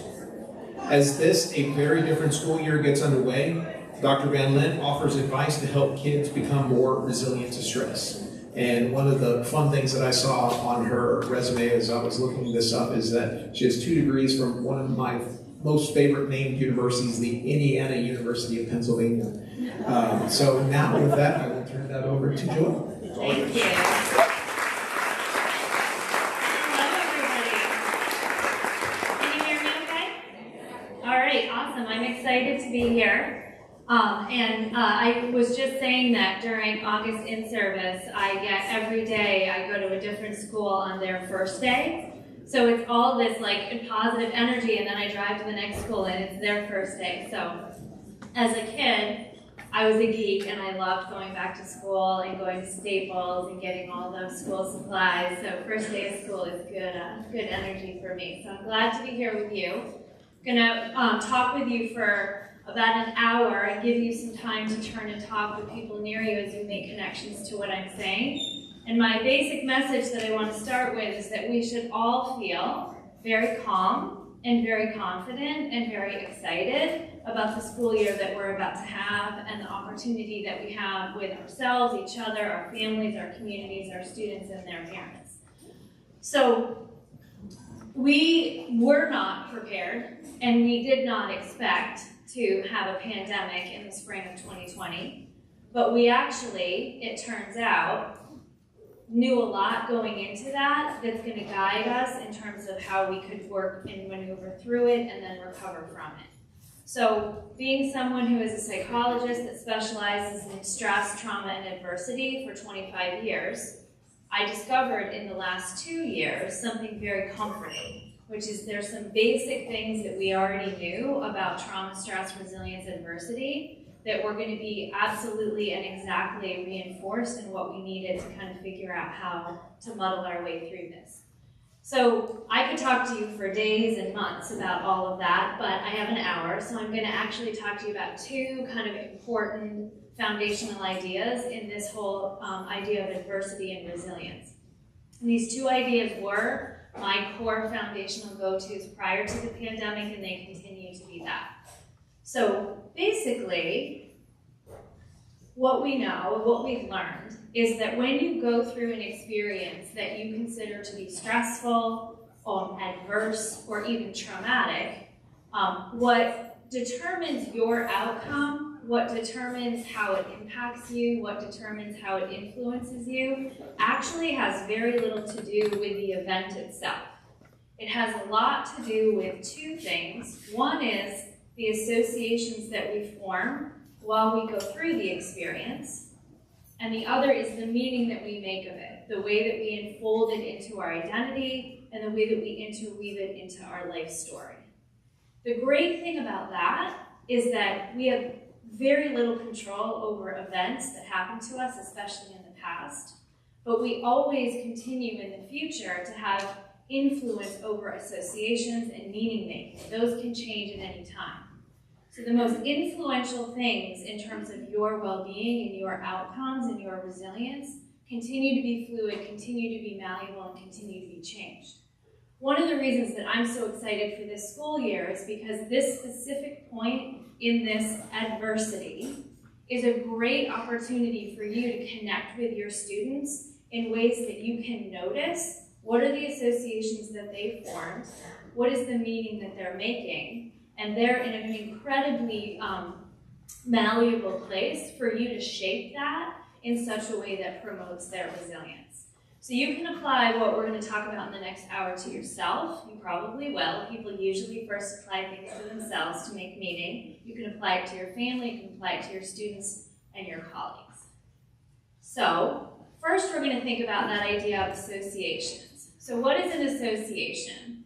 Basically, an association is when you go through something The sensory and auditory, visual, all of the cues and the things that you experience are locked in to your memory system and can remind you, if you face those cues again in the future, of what happened the last time you felt something like that, or saw something like that, or smelled something like that. So basically how our brain works is that if you have a cue or an experience that is positive or neutral, your brain needs many, many, many repetitions to form what we would call a neural connection or an association between that cue and what your response is going to be. So for example, many of you are teachers, and many of you are about to engage students in learning opportunities where you're going to present with them a learning concept, and you're hoping that it will be positive or neutral. And then you will repeat their exposure to that learning concept in various ways until they form a neural connection so that in the future they can generalize learning that concept to scenarios that look a little bit different, and they'll be like, oh, I know that, I learned that. So learning is a neural connection, and that's an association. But the way that our brain is designed to promote our survival is that if you're faced with an experience or a cue that is associated with pain or threat of safety to yourself or others, it doesn't take repetitions. Even just one experience of that, you begin to form an association, because it's really important that you remember the next time you experience anything that resembles that. Last time this happened, I was unsafe, or someone was unsafe. You need to be able to recognize it quickly so that you can act to promote your own safety. So what the sort of pop culture name for that is trigger, right? You might feel triggered by something if you recognize I've been through this before and it didn't go well. So we're going to think a little bit about how associations have formed, and we'll use the pandemic as an example, but that's a broad idea when it comes to all the stress and adversity that the members of your community have been through. But we'll think about the pandemic, and Buddy is going to show us a really sweet example of what an association looks like before we jump into thinking about what that means for the pandemic. So I found this video on the internet, and from reading about Buddy on the internet, which is always 100% accurate,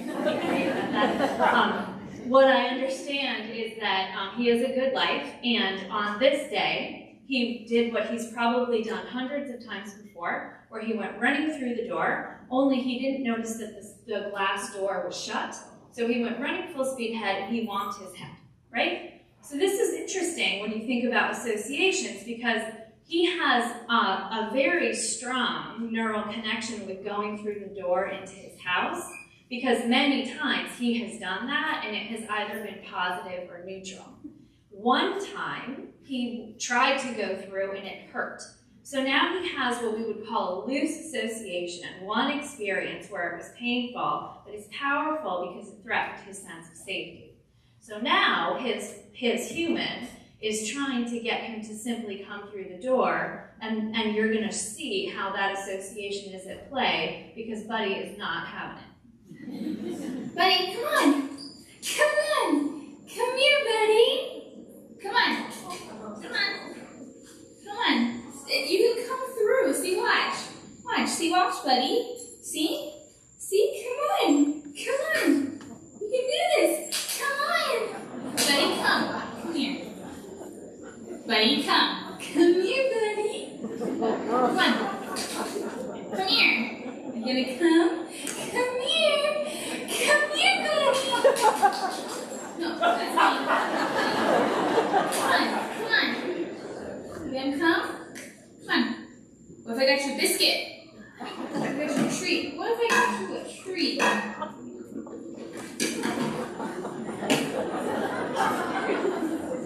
Bacon strip?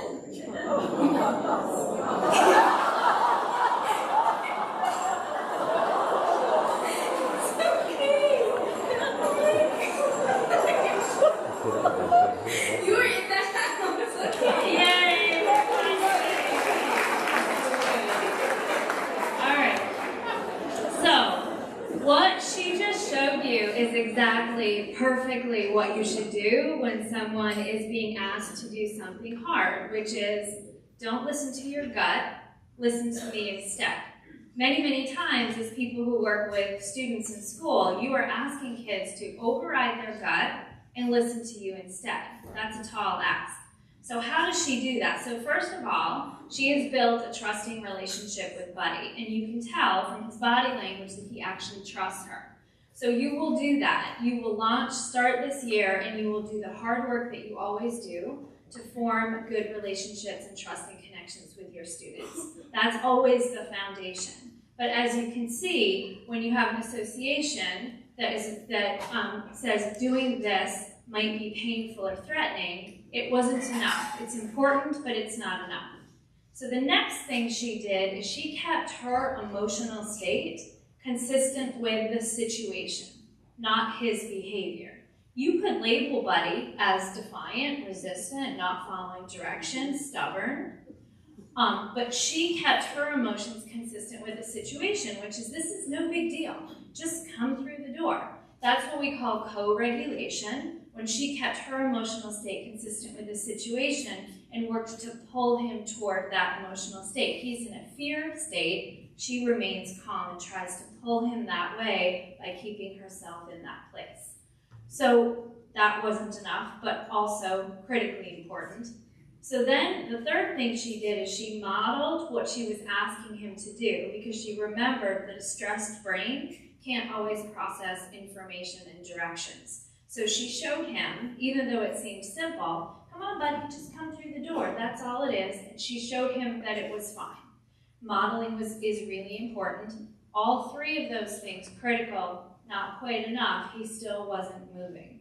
So then she offered him bacon. So you will of course offer your students bacon when they're not doing what you want them to do. Positive reinforcement, right? So positive reinforcement is the tipping point. So is positive reinforcement the whole plan? No, but it's part of a 4-step sequence that's really important to co-regulate students and help them take challenges. So when you think about this, you think about how important it is that she contextualized his behavior. You don't really need to know, is this behavior inspired by some kind of specific traumatic event? You can just give people the benefit of the doubt that this is inspired by stress, and you can do those 4 steps. And even if they're just choosing to be difficult, that same 4-step approach works. So good news, you don't actually have to figure that out. Okay, so what I'm hoping you'll do is think about, in the last 2 years, we have all lived through a pandemic, and we all have a variety of new associations. For example, prior to the pandemic, if I were sitting in a group of people and somebody sneezed, I would be like, bless you, or not even register. Now everyone's like,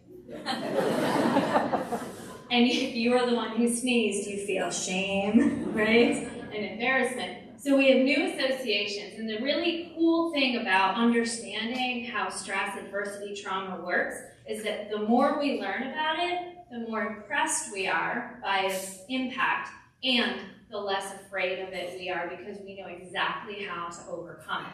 So you empower people by giving them control back and saying, what are the new associations that you've formed over any experience? And then do you want to keep them, or do you want to change them? Because if you want to change it, all you have to do is make that decision and repeatedly, with support and good coping skills, expose yourself to that cue, and your association will change. So Buddy will go through the door, no doubt, many, many times. He has a loose association because only one time was it painful. So he'll go from going through the door is no big deal, going through a door is painful, don't do it, to something more resilient and even more adaptive than the first version, which is, you ought to slow down going through the door and make sure it's open, but it's no big deal, right? So actually, his new association is going to be more resilient than the one he had before. That's why I'm so excited about this year. We're not going to, as Renee said, go back to the old normal. That's okay. We're working towards some new normal, which could be even wiser, even more adaptive than what we had before. So I just want you to play with this idea for a minute, turn and talk to the people near you for a few minutes, and think about, what is a new association that you have that you didn't have 2 years ago? Does it continue to serve you well? Are you going to keep it or are you going to change it? So I'll give you maybe 3 or 4 minutes to play with that idea.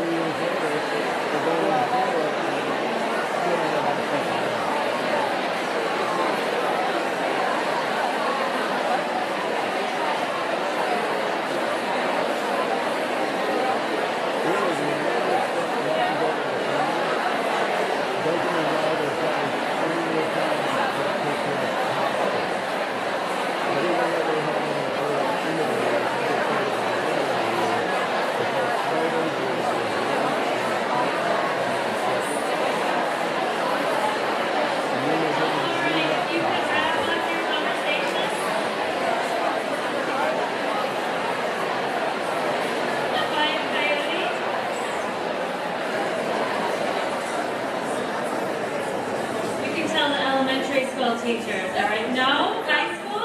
Yes.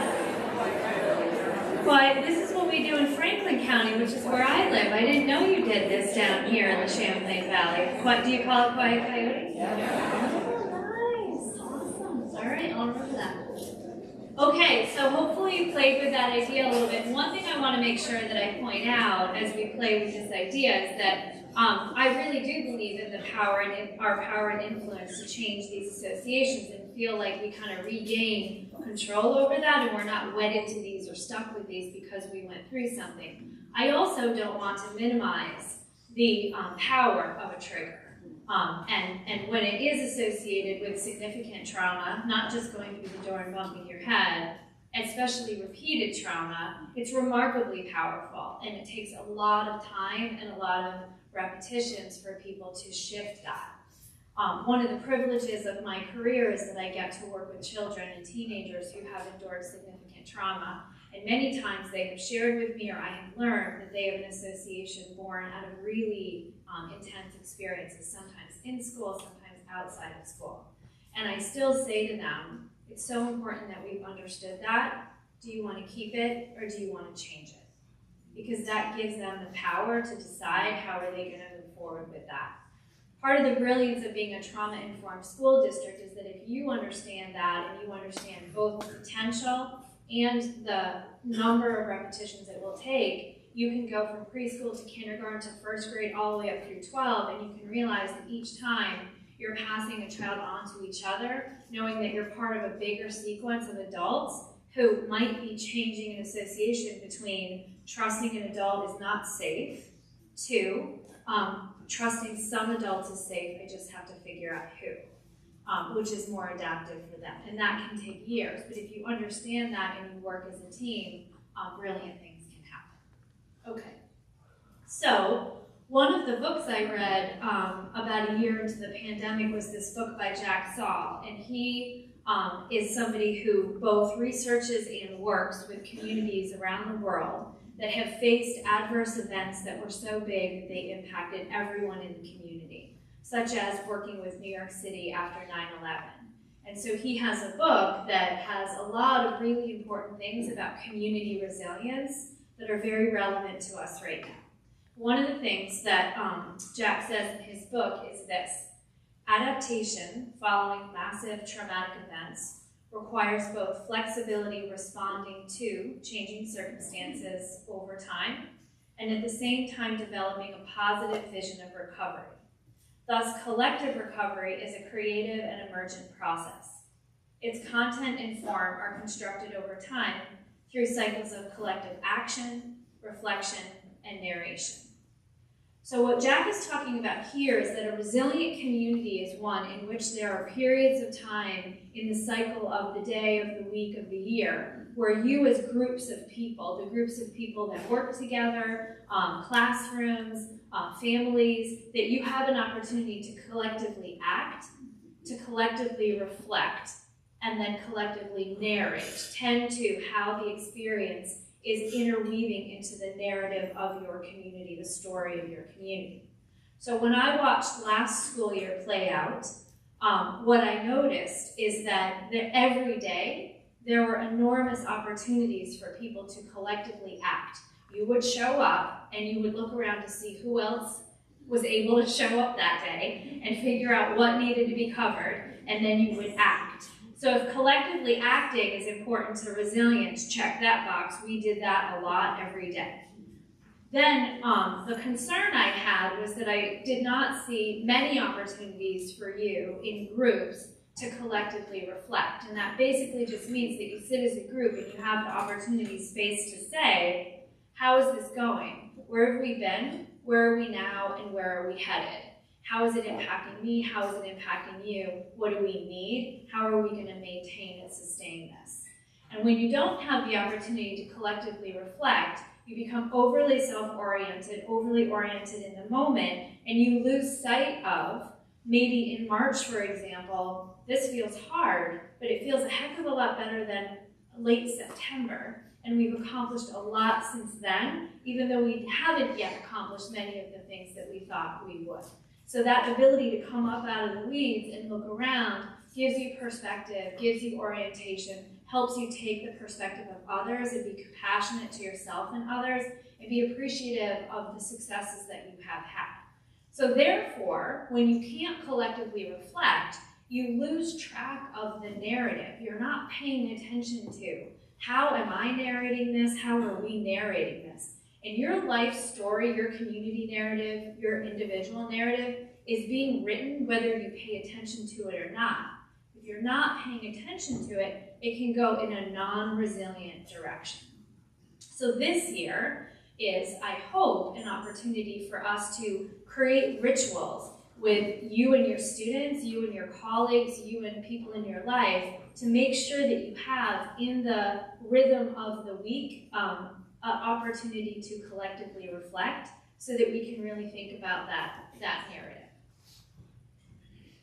Another quote that Jack has is, the impact of traumatic or adverse events can be to cause a disconnect in the pathway that creates continuity among past, present, and future.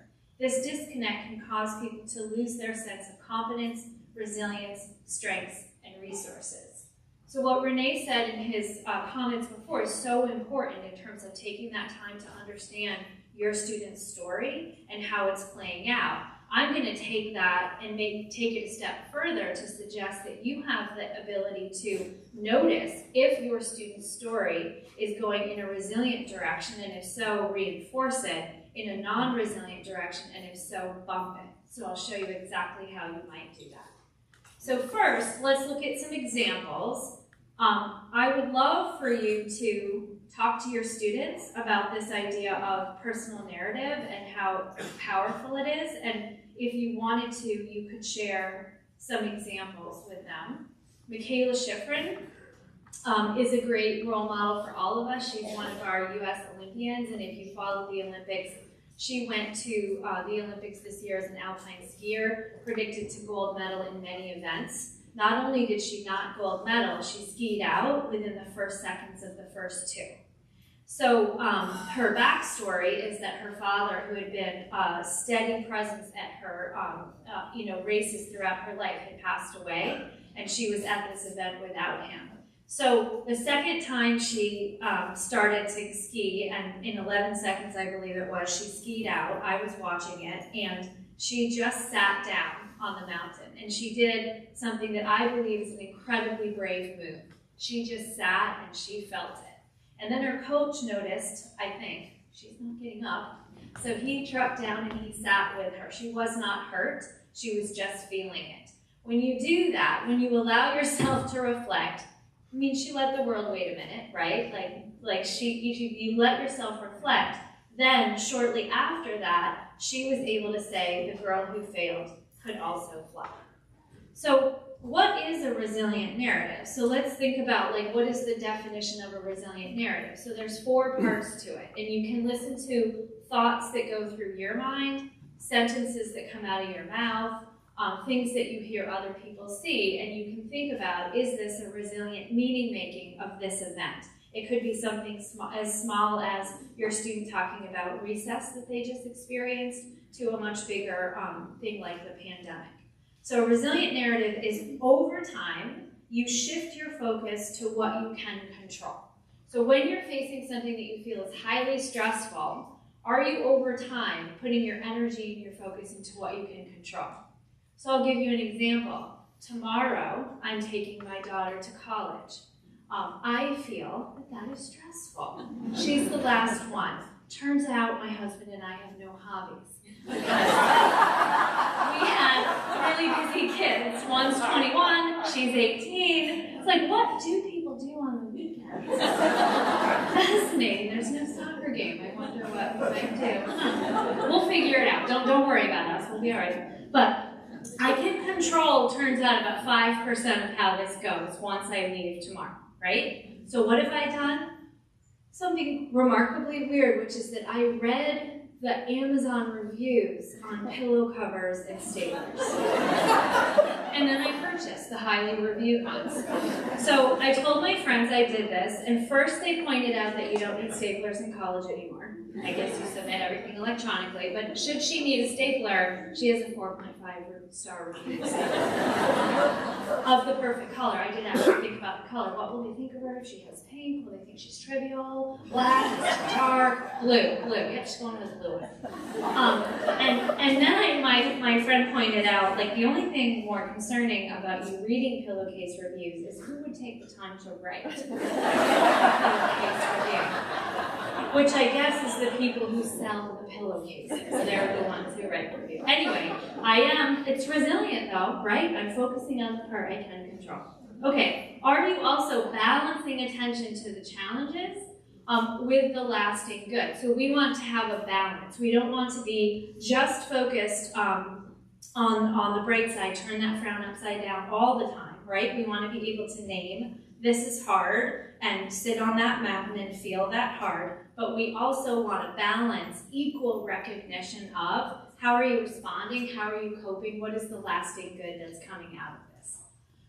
You want to ultimately predict that it's going to get better, that a better time will come. In the ups and downs of life, when you are down, if you have had prior ups and downs, you know there's always an up. It always gets better. That's why some of the most resilient people are the people who have experienced challenges. Years ago, I was talking to a young woman who was a senior in high school, and she was about to graduate, and I had worked with her for years. And she has had one of the more challenging childhoods I was able to bear witness to. And I said to her, "You're graduating, you're leaving us, how are you feeling?" And she was like, "Everybody keeps asking me that, it's super annoying. Do you know there are kids in this high school that have had nothing bad happen to them yet? You should be worried about them." Actually, yeah, I think I gotta go, right? Find those kids. So are you predicting a positive outcome even when you're in that day? And are you only owning your fair share of accountability? Now, when I look at an audience like this of helping professionals, I'm particularly worried about this one, that you might own more than your fair share of accountability. So for example, I talked to many people who work in schools in June, and some of them would say things to me like, "This year did not go well, everybody else pulled it off better than me, I don't think my students learned anywhere near what they should have, and it's all my fault." That's the concerning part right there, owning more than your fair share of accountability. You want to own your part, gain the wisdom from it that you can, but not more than your fair share. Okay, so some of the things that I did hear people say, going along that theme, that made me worry about them: no judgment, all compassion, but concern that the way they were storying this was headed toward an inaccurate, maladaptive, non-resilient direction. I heard people say, the kids 20 years ago weren't like this. We're failing the kids by not holding them accountable. How do you make kids care? These kids do not care about anything or anyone. I don't have the training for this situation. I cannot do this job. If you heard yourself say something similar, it's okay. That's just where you were at, no judgment. If you came up and told me that you said something like that last year, I would give you a hug, and I would try to bump your narrative, because none of those things, I believe, are accurate. So here's an example of a resilient narrative. At my daughter's graduation, her valedictorian gave a speech, which was one of the most beautiful examples of a resilient narrative that I have heard. And she gave me permission to share this in my opening presentations this year. So this is what she said. "Our lives went from ordinary to extraordinary. We went from struggling to find blue and green knee-high socks for football games to struggling to keep our grades afloat while the world we knew crumbled. Our senior year was a shiny glimmer of hope at the end of a really dark, long, smelly tunnel. Class of 2022, this is our origin story. The story of how the small and naive freshman defeated the big angry beast of uncertainty and became the senior class of heroes that saved our high school. Extraordinary experiences make for extraordinary people. Due to our unique circumstances, we have gained more life skills than high school alone could have taught us. We are better problem solvers, better critical thinkers. We have the superhuman ability to adapt to change again and again."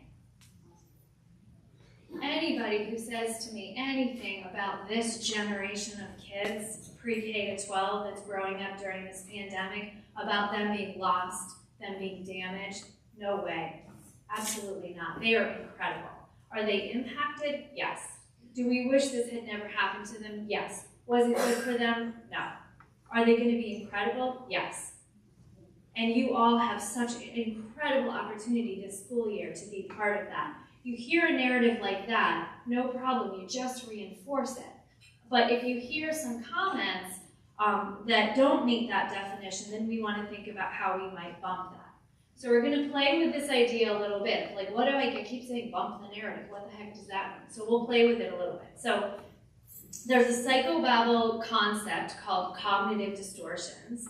Basically, that means thinking errors, mental errors. So when you are processing information in your day, you go through the day and you are bombarded by tons and tons of informational input on every sensory level. Your brain has to make mental shortcuts. You cannot process all of that information. So you figure out what am I going to take in, what am I going to screen out, and what I take in, how am I going to categorize it? That's how your brain helps you survive that situation. When you are stressed, your brain will automatically start making faster, more mental shortcuts, and it makes them less well. You start making thinking errors. So we call those cognitive distortions. So here's some examples, and get ready, because in just a minute you're going to turn to each other and confess some things. So if you're sitting next to someone that you don't want to confess to, find a graceful way to move now. Okay, so here's some examples. Rigid thinking. If things aren't going your way, you make this statement, this whole thing is ruined. We joke about that in my family all the time. One tiny thing will go wrong, and my daughters know, like, everything's ruined. My husband doesn't find it funny. I don't know, he's got to get a better sense of humor. It's hysterical. Overgeneralizing, right? So this happened a few weeks ago. My daughter said, no one ever asked my opinion around here, ever, right? And then my response was not what you're supposed to say, because I forget everything I know about psychology when I get home here. So I turned to her and I said, really? Never? Because yesterday I asked you what kind of sandwich you wanted, and then I made that sandwich for you, even though you're 18 and you should be making your own sandwich? That's not what you're supposed to do, by the way. What you're supposed to do when somebody's being ridiculous, you could just call cognitive distortions being ridiculous. When someone's being ridiculous, you're supposed to not go to the content, stay at the theme of their stress. I'll lower their stress level and they'll be less ridiculous, right? Don't dive into the content and argue. Yeah. Catastrophizing. Again, like you take one tiny thing, the whole thing's going to be one. Mental filtering, you get one fact. Like last year, some of you I know had a working theory that you stink at your job. And you knew that other people were just about to figure that out, right? So you would go through your day, if there was any evidence that you stunk, you were like, see? And then any evidence that you were good, no, not pay attention to that.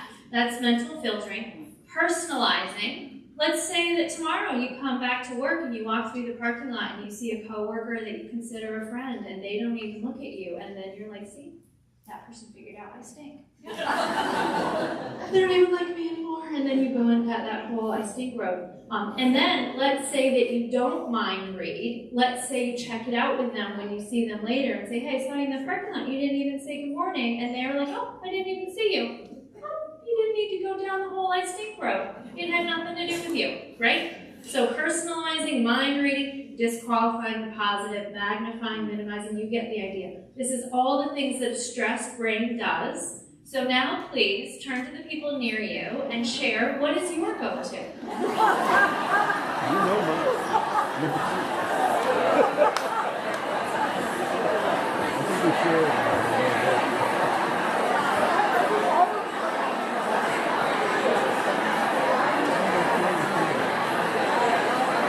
Yeah, number 3. Yeah.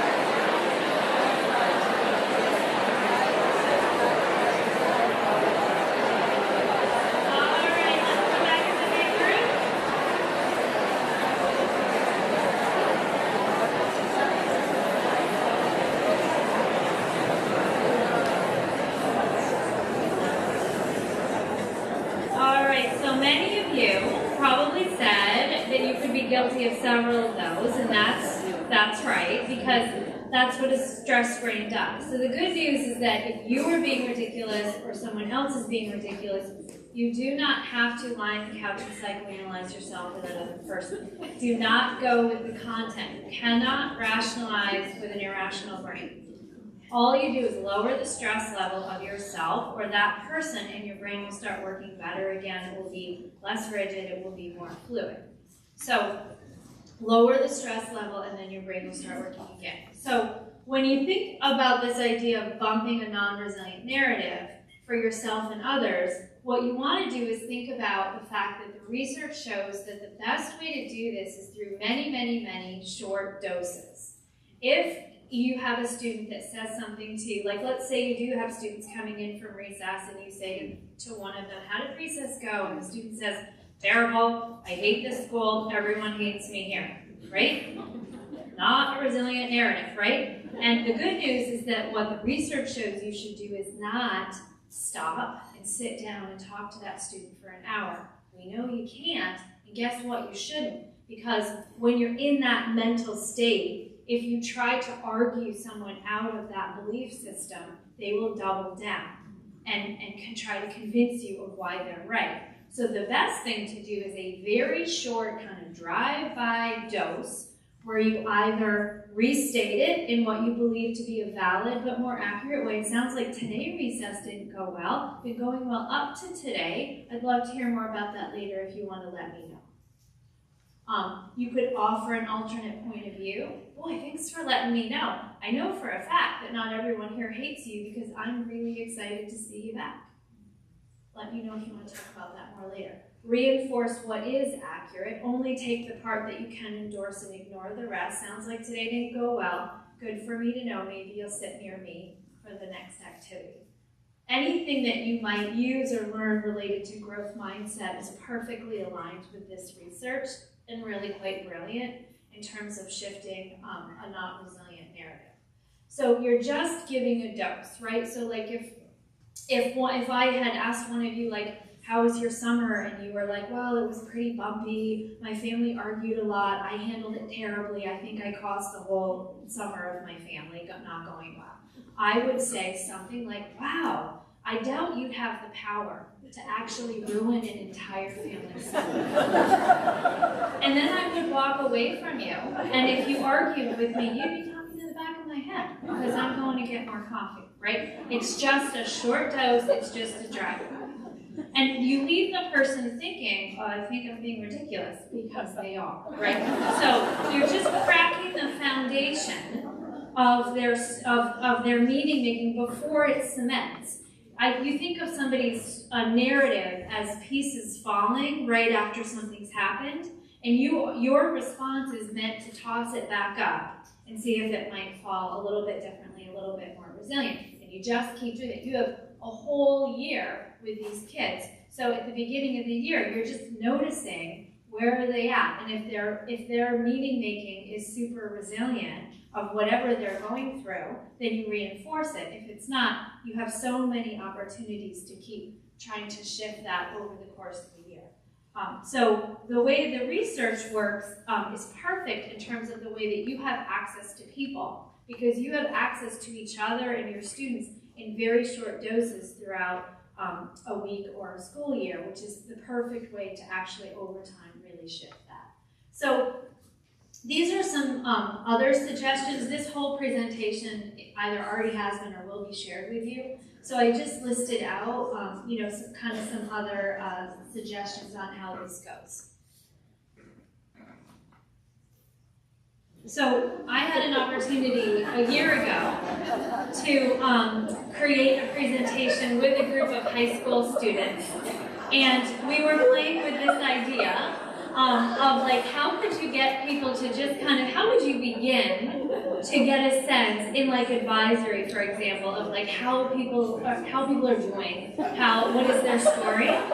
So I had a brilliant idea in my mind that I presented to my student partners, and they let me know that my idea was terrible, which turns out it was. So they came up with this idea. You just have people look at a bunch of funny animal pictures and turn and tell each other which one or ones, you can pick more than one, looks most like you in the past year. So you could do this with your students. You could cut them out and put them out and they could pick them up. So let's try it. Turn and talk. Tell each other which one looks most like you.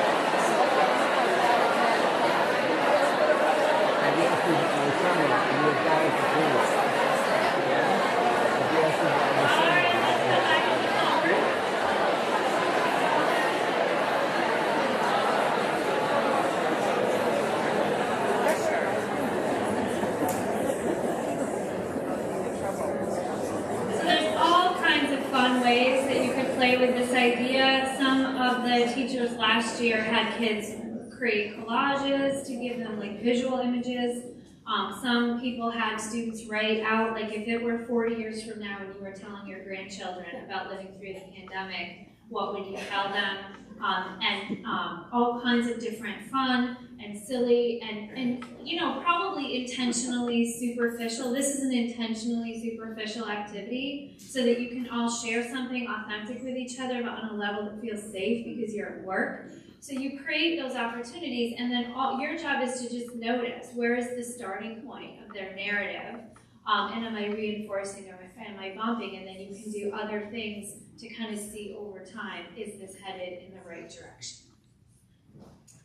So, another book that I was actually reading this summer, which it is kind of blowing my mind a little bit, is called Difference Making at the Heart of Learning. And it's this very cool short book with a lot of research about how schools, you know, it came out a year ago, so it's current pandemic times, how examples of and research that shows how schools that had pretty significant problems with truancy and lack of motivation, early high school dropout, and all kinds of like disengagement problems, what schools did to shift to increase motivation, increase engagement, and increase student sense of investment in intrinsic learning, intrinsic motivation to engage in learning. And a lot of what they talk about goes to this core idea of community stewardship, which I love. So stewardship is when you feel responsibility and accountability as part of a group of people to carry something, some resource or something forward.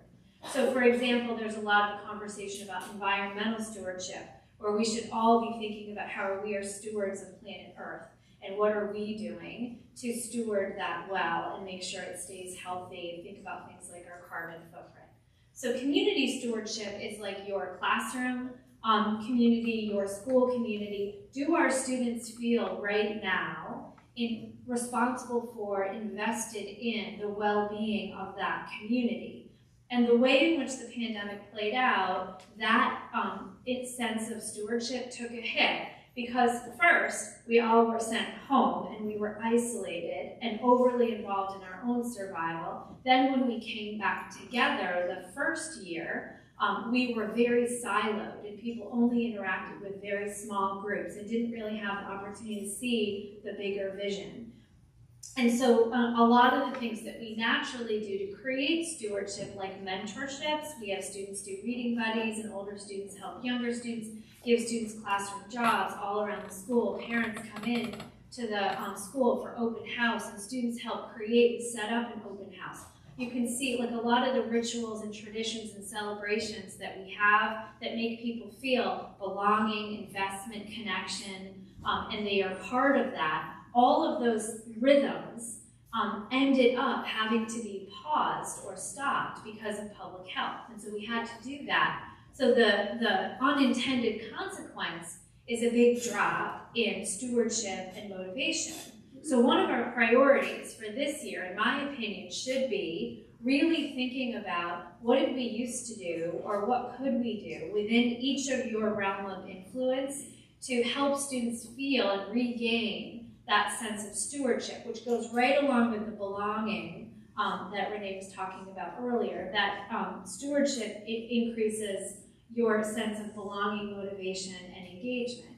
So some of the other things that this research showed is that this book is a lot about the generation of kids that you are teaching pre-K to 12. How is the world changing in terms of technology and all kinds of things? And what do they need? What are the skills that they actually need to be successful in the world that we are preparing them for? And it talked about these 6 skills will be the most essential.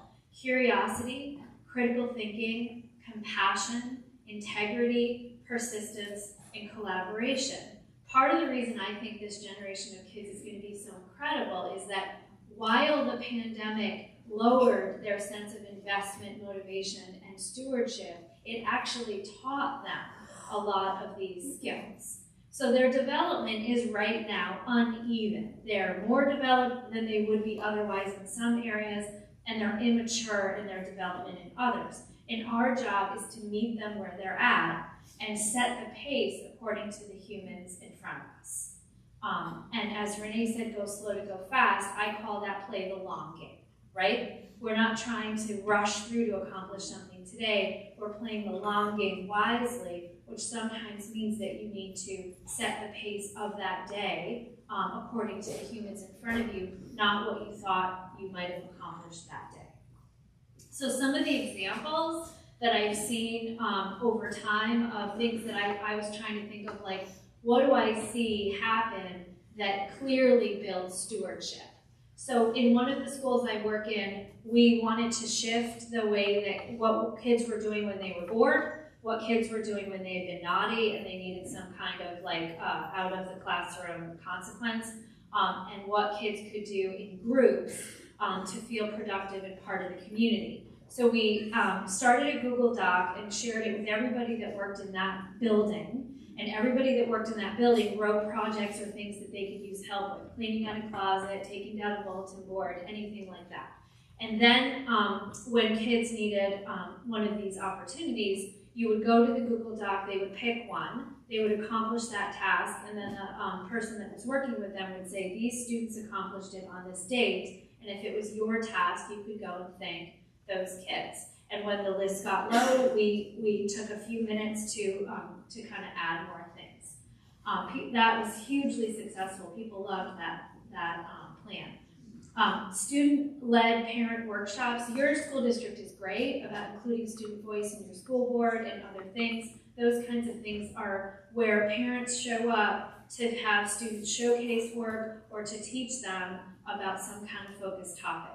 When you're going to do things like field trips, and kids are part of the fundraising and the planning of those events, they're clearly more invested in them happening. One of the most, I think that the most underutilized resource in the school and the most powerful resource in the school is the students. So when we have students read to other students or students mentor other students, the kids who are wreaking havoc in middle school outside should go and be recess mentors to the younger kids, right? All of those ways in which we do that, which was so in rhythm before the pandemic and then of course just stopped. So if you're going to put effort into anything this year, it would be restarting any of those things or starting those things if they are still on pause. And then I think there's stewardship that has to do with what we do when there is a member of our community who is struggling. And this is really important to me and probably something that I would need a lot more time to talk about. But I just want to encourage you to think about when there is a member of our community that's struggling, creating some kind of disruption, It is really important that you work together to gain the skill, if you don't already have it, to name the elephant in the room. So if a community member escalates and needs to get some support and is swept out of the room and getting that support, and the adult that's in charge of that room turns back to the rest of the students and then continues and pretends as if nothing happened, we miss a huge opportunity. So it's basically just the very simple sequence of, first of all, modeling that that person is an unconditional and valued member of this community, but their behavior is not part of what is acceptable or okay. So obviously Joe is having a hard time and he is getting some support. We wish him well. I recognize that impacted you, validate that it impacted them, tell them what they did right. I appreciated that you continued your task as best as you could, right? Or that you let me have a minute of time I needed to help him. And then you take a deep breath and you say, if anybody needs to talk about that more, you can talk to me individually or, you know, this and that adult. You're not going to have a big discussion about that with the group, but you're going to name it. Then you're going to role model. So you turn to the agenda and you say, what were we doing? Oh, we were in math stations. Okay, and then you make a decision on behalf of the group, and you'll do it great. You'll be great. So does it make sense to jump right into math stations? If it does, do that. If it doesn't, maybe we should all do a stretch break, a go noodle, something like that. Let's take a little walk around, and then we'll jump back into math stations, and you've modeled. When you do that, you strengthen everyone's sense of belonging, because everyone's watching you, and they know, should I be the one who makes a mistake or has a problem, this is how the community is going to respond. It's not confidential if everyone just saw it. I say this to kids all the time. I'm going to talk about you behind your back, and they're like, I don't want you to do that. I'm like, well, then try to have your hissy fit in a less public way. Because you made it about everyone. And people can't always control that, but I'm not talking to them about you. I'm talking about the impact that your struggle had. And I'll tell them this is what I'm going to say. And, you know, they can give me suggestions about what they want me to say, but they can't shut that down because that really needs to happen. What I've seen in my work, this beautiful thing happen and flourish over time is that I get the opportunity to evaluate students early in elementary school and then follow them with re-evaluations throughout their school years to graduation, because now I'm old. So what I notice is that when we structure things so that the whole classroom feels accountable to each other, and they feel like they have stewardship and a role in helping a student that has any kind of differential learning need or presentation, when they are responsible for how to make sure that that student can access everything that the community has to offer, over time, they get more independent. So for example, I was working with a student, a young woman with autism, and I worked with her from first grade up through till she graduated. And I was observing her in 9th grade when she had just gone to high school, new building, whole new group of adults. And I'm watching her in science class, and she's with the students that she's been with since early, kindergarten, most of them, and all new adults. And so there's a teacher and a behavior interventionist, and they're doing a science project. And I watched the two adults come over and very awkwardly try to intervene and figure out how is this student going to access this science lab. And after a few minutes, one of the students turned to the two adults and was like, we know how to include her. We got this. You can take her. Like, she'll have the stopwatch and the clipboard. We're good. And they looked at me kind of offended, and I was like, yeah, they got it. And that's exactly what we want, right? That's stewardship. So there's so many beautiful examples of how we use the students as a resource. Am I worried about how the kids are impacted by disruptions in their classroom? Of course. For the most part, it makes them stronger and better community members. If my daughter had been growing up in public school and every time someone struggled, they were whisked away so that it didn't interrupt her learning, would she be prepared to live in a dorm at UConn starting tomorrow? No, there are people are going to not be doing what they're supposed to be doing, and she needs to learn how to keep it together and stay on track. So what did we do? We prepared her for the world in which she will live. Okay, so please turn very quickly. I know my time is just about up, but please turn very quickly and just think, we'll do 30-second speed round. What's one idea you would like to put into action, and then we'll wrap.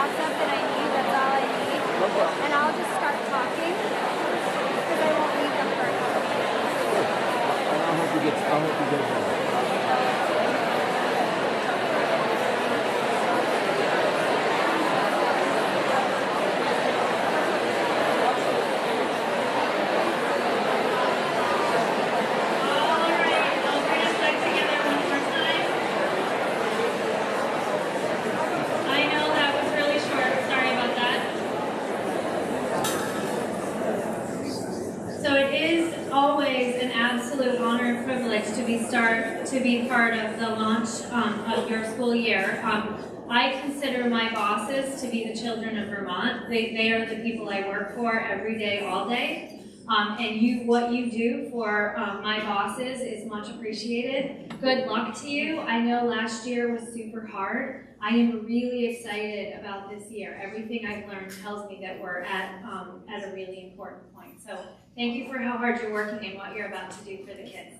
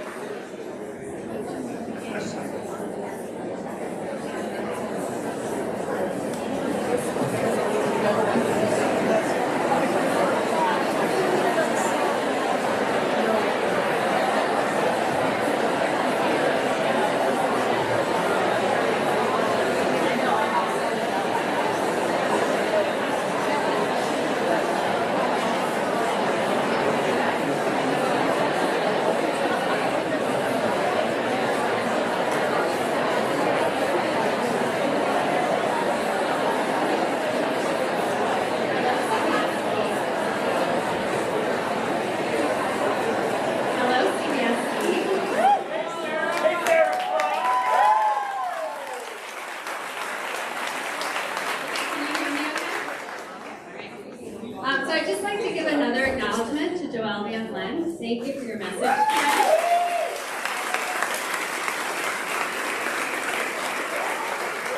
I just want to say your tireless support of educators all over the state and our students, our bosses, is just incredible. So thank you. Can we just give her one more round of applause?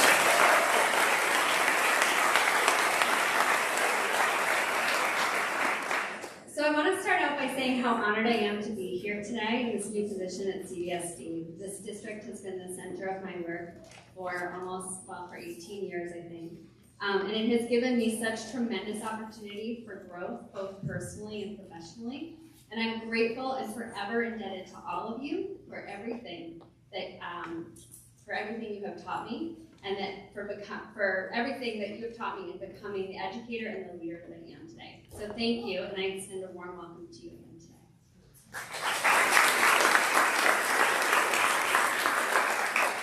So before I begin the rundown of the agenda for the rest of the day and cover a few logistics, I just need to give a few shout outs. I know Renee thanked so many of the people who were involved in making today happen. But as you can imagine, it was a very large feat, and me being new in this position, I needed a lot of help. I asked for it, and people delivered. So I'm just going to ask that we hold the applause until I'm finished, otherwise we'll be here all day because the list is that long. And if you see any of these folks today, just give them a thank you. We cannot say it enough. So I'm so grateful to our central office team and the lead colleagues, all of the administrators in this district who have offered help, shared resources, and given me feedback all along the way to ensure that today really reflects what you needed. The CVU crew behind the scenes, Sue Dibner, Carol Fox, Jackie at the front desk, all the house admin assistants, the custodial crew, Kathy and Marilyn, Tom Mungeon, Ken Heights and Nick Clark, Justin Walker, who was copying for me at 6:30 this morning. I walked into this building last week and it was as though CVU's only focus was to help me get today up and running. And Adam, I know that's not all they've been working on, but it certainly felt that way for me. They have been amazing. Tony Moulton for organizing our keynote speaker, our previous speakers, the student council, co-presidents, Renee, Angela, thank you for your time. Our coaches, coordinators, and many of your colleagues. Again, they reviewed agendas, provided resources, brainstormed ideas well into the evening last night. And along with all your central office instructional team and building admin, volunteered to facilitate many of our groups this afternoon. This allows us to have small, intimate groups where people can really connect.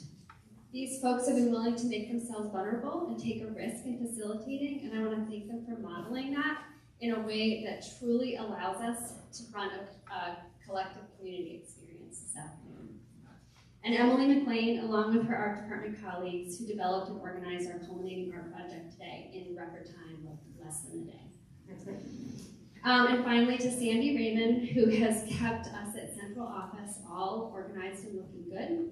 And Jess Fourier, who is the admin assistant who has taken over for Cheryl Story. She may be regretting that decision today. But it has been so wonderful to have a partner who has been helping me with all of these logistics. All right, I think I'm finally done. So can we just give such a loud applause that the folks are still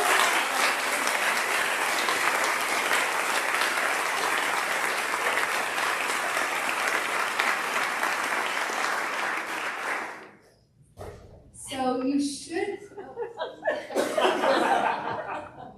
Wrong thing.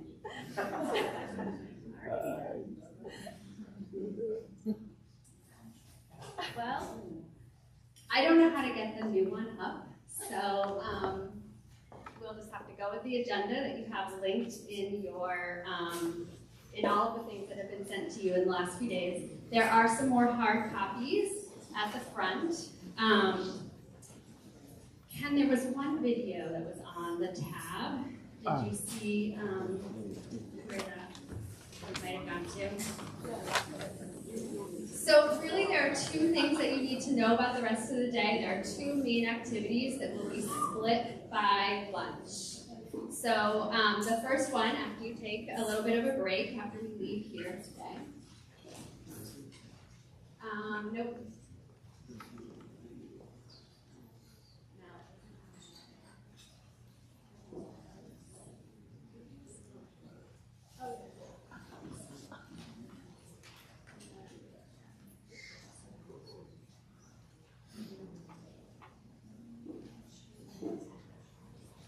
So after you take a break, when you leave here, you're going to choose one of the 4 activities.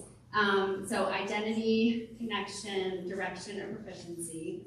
And if you need help locating some resources, you can go to the 4 core areas and just ask any administrator in the building, or some CVU folks can help you find that wing of the building. And there are some printed articles there, or an opportunity to sit in the math rooms and watch some of the videos. But if you have access on your phone or you have a device with you, you are welcome to take a walk outside while you listen to a podcast or read one of the articles sitting outside, or just find a space in the school that's comfortable.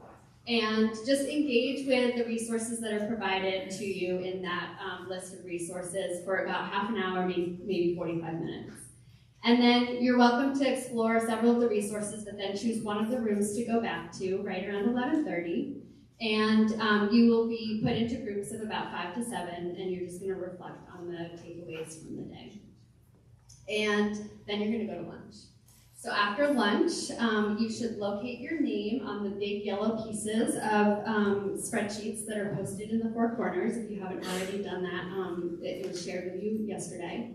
And just determine what your room number is, and then go to that room by 1 o'clock. And you have facilitators there who will lead you through community circles. And then they will facilitate the end of the day art project for you. So those are the two main things for the day. Just make sure the facilitators are going to bring those art projects down to the cafeteria right around 2:30, and then we're going to put them all up into a quilt. And so make sure you can, while we're doing that, you can sit and chat with a colleague or go for a walk, and then just come back through for a gallery walk so that you can see our collective art experience. If you need anything, come find one of us throughout the day, and I hope you go on out there and enjoy. Thank you. Sorry, so I forgot to show the video that will help put some context into the last question for the community circle. So I have been working very closely with my colleague Esma, who helped me make today a very inclusive process. And she shared with me this video that is going to help you with one of the prompts today.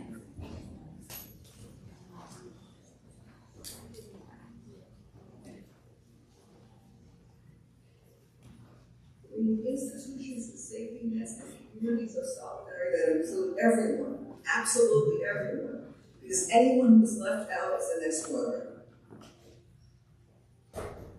So I want to ask you to do an experiment. Make a circle with your arms. And ask yourself, who's in your inner circle? Who's there for you? Parents, children, partners, friends. Who's in there? Who do you include this time in a little bigger circle? Who's still left out? Who is outside your circle? Can you go bigger? Can you go bigger? Can you imagine a full inclusion? Taking in all the people you were taught to hate and fear. Taking in all the people you don't know. It's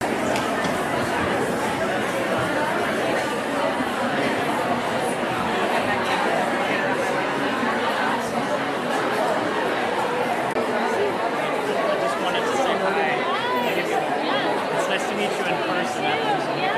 It's so beautiful. And I listen to it gets us out of this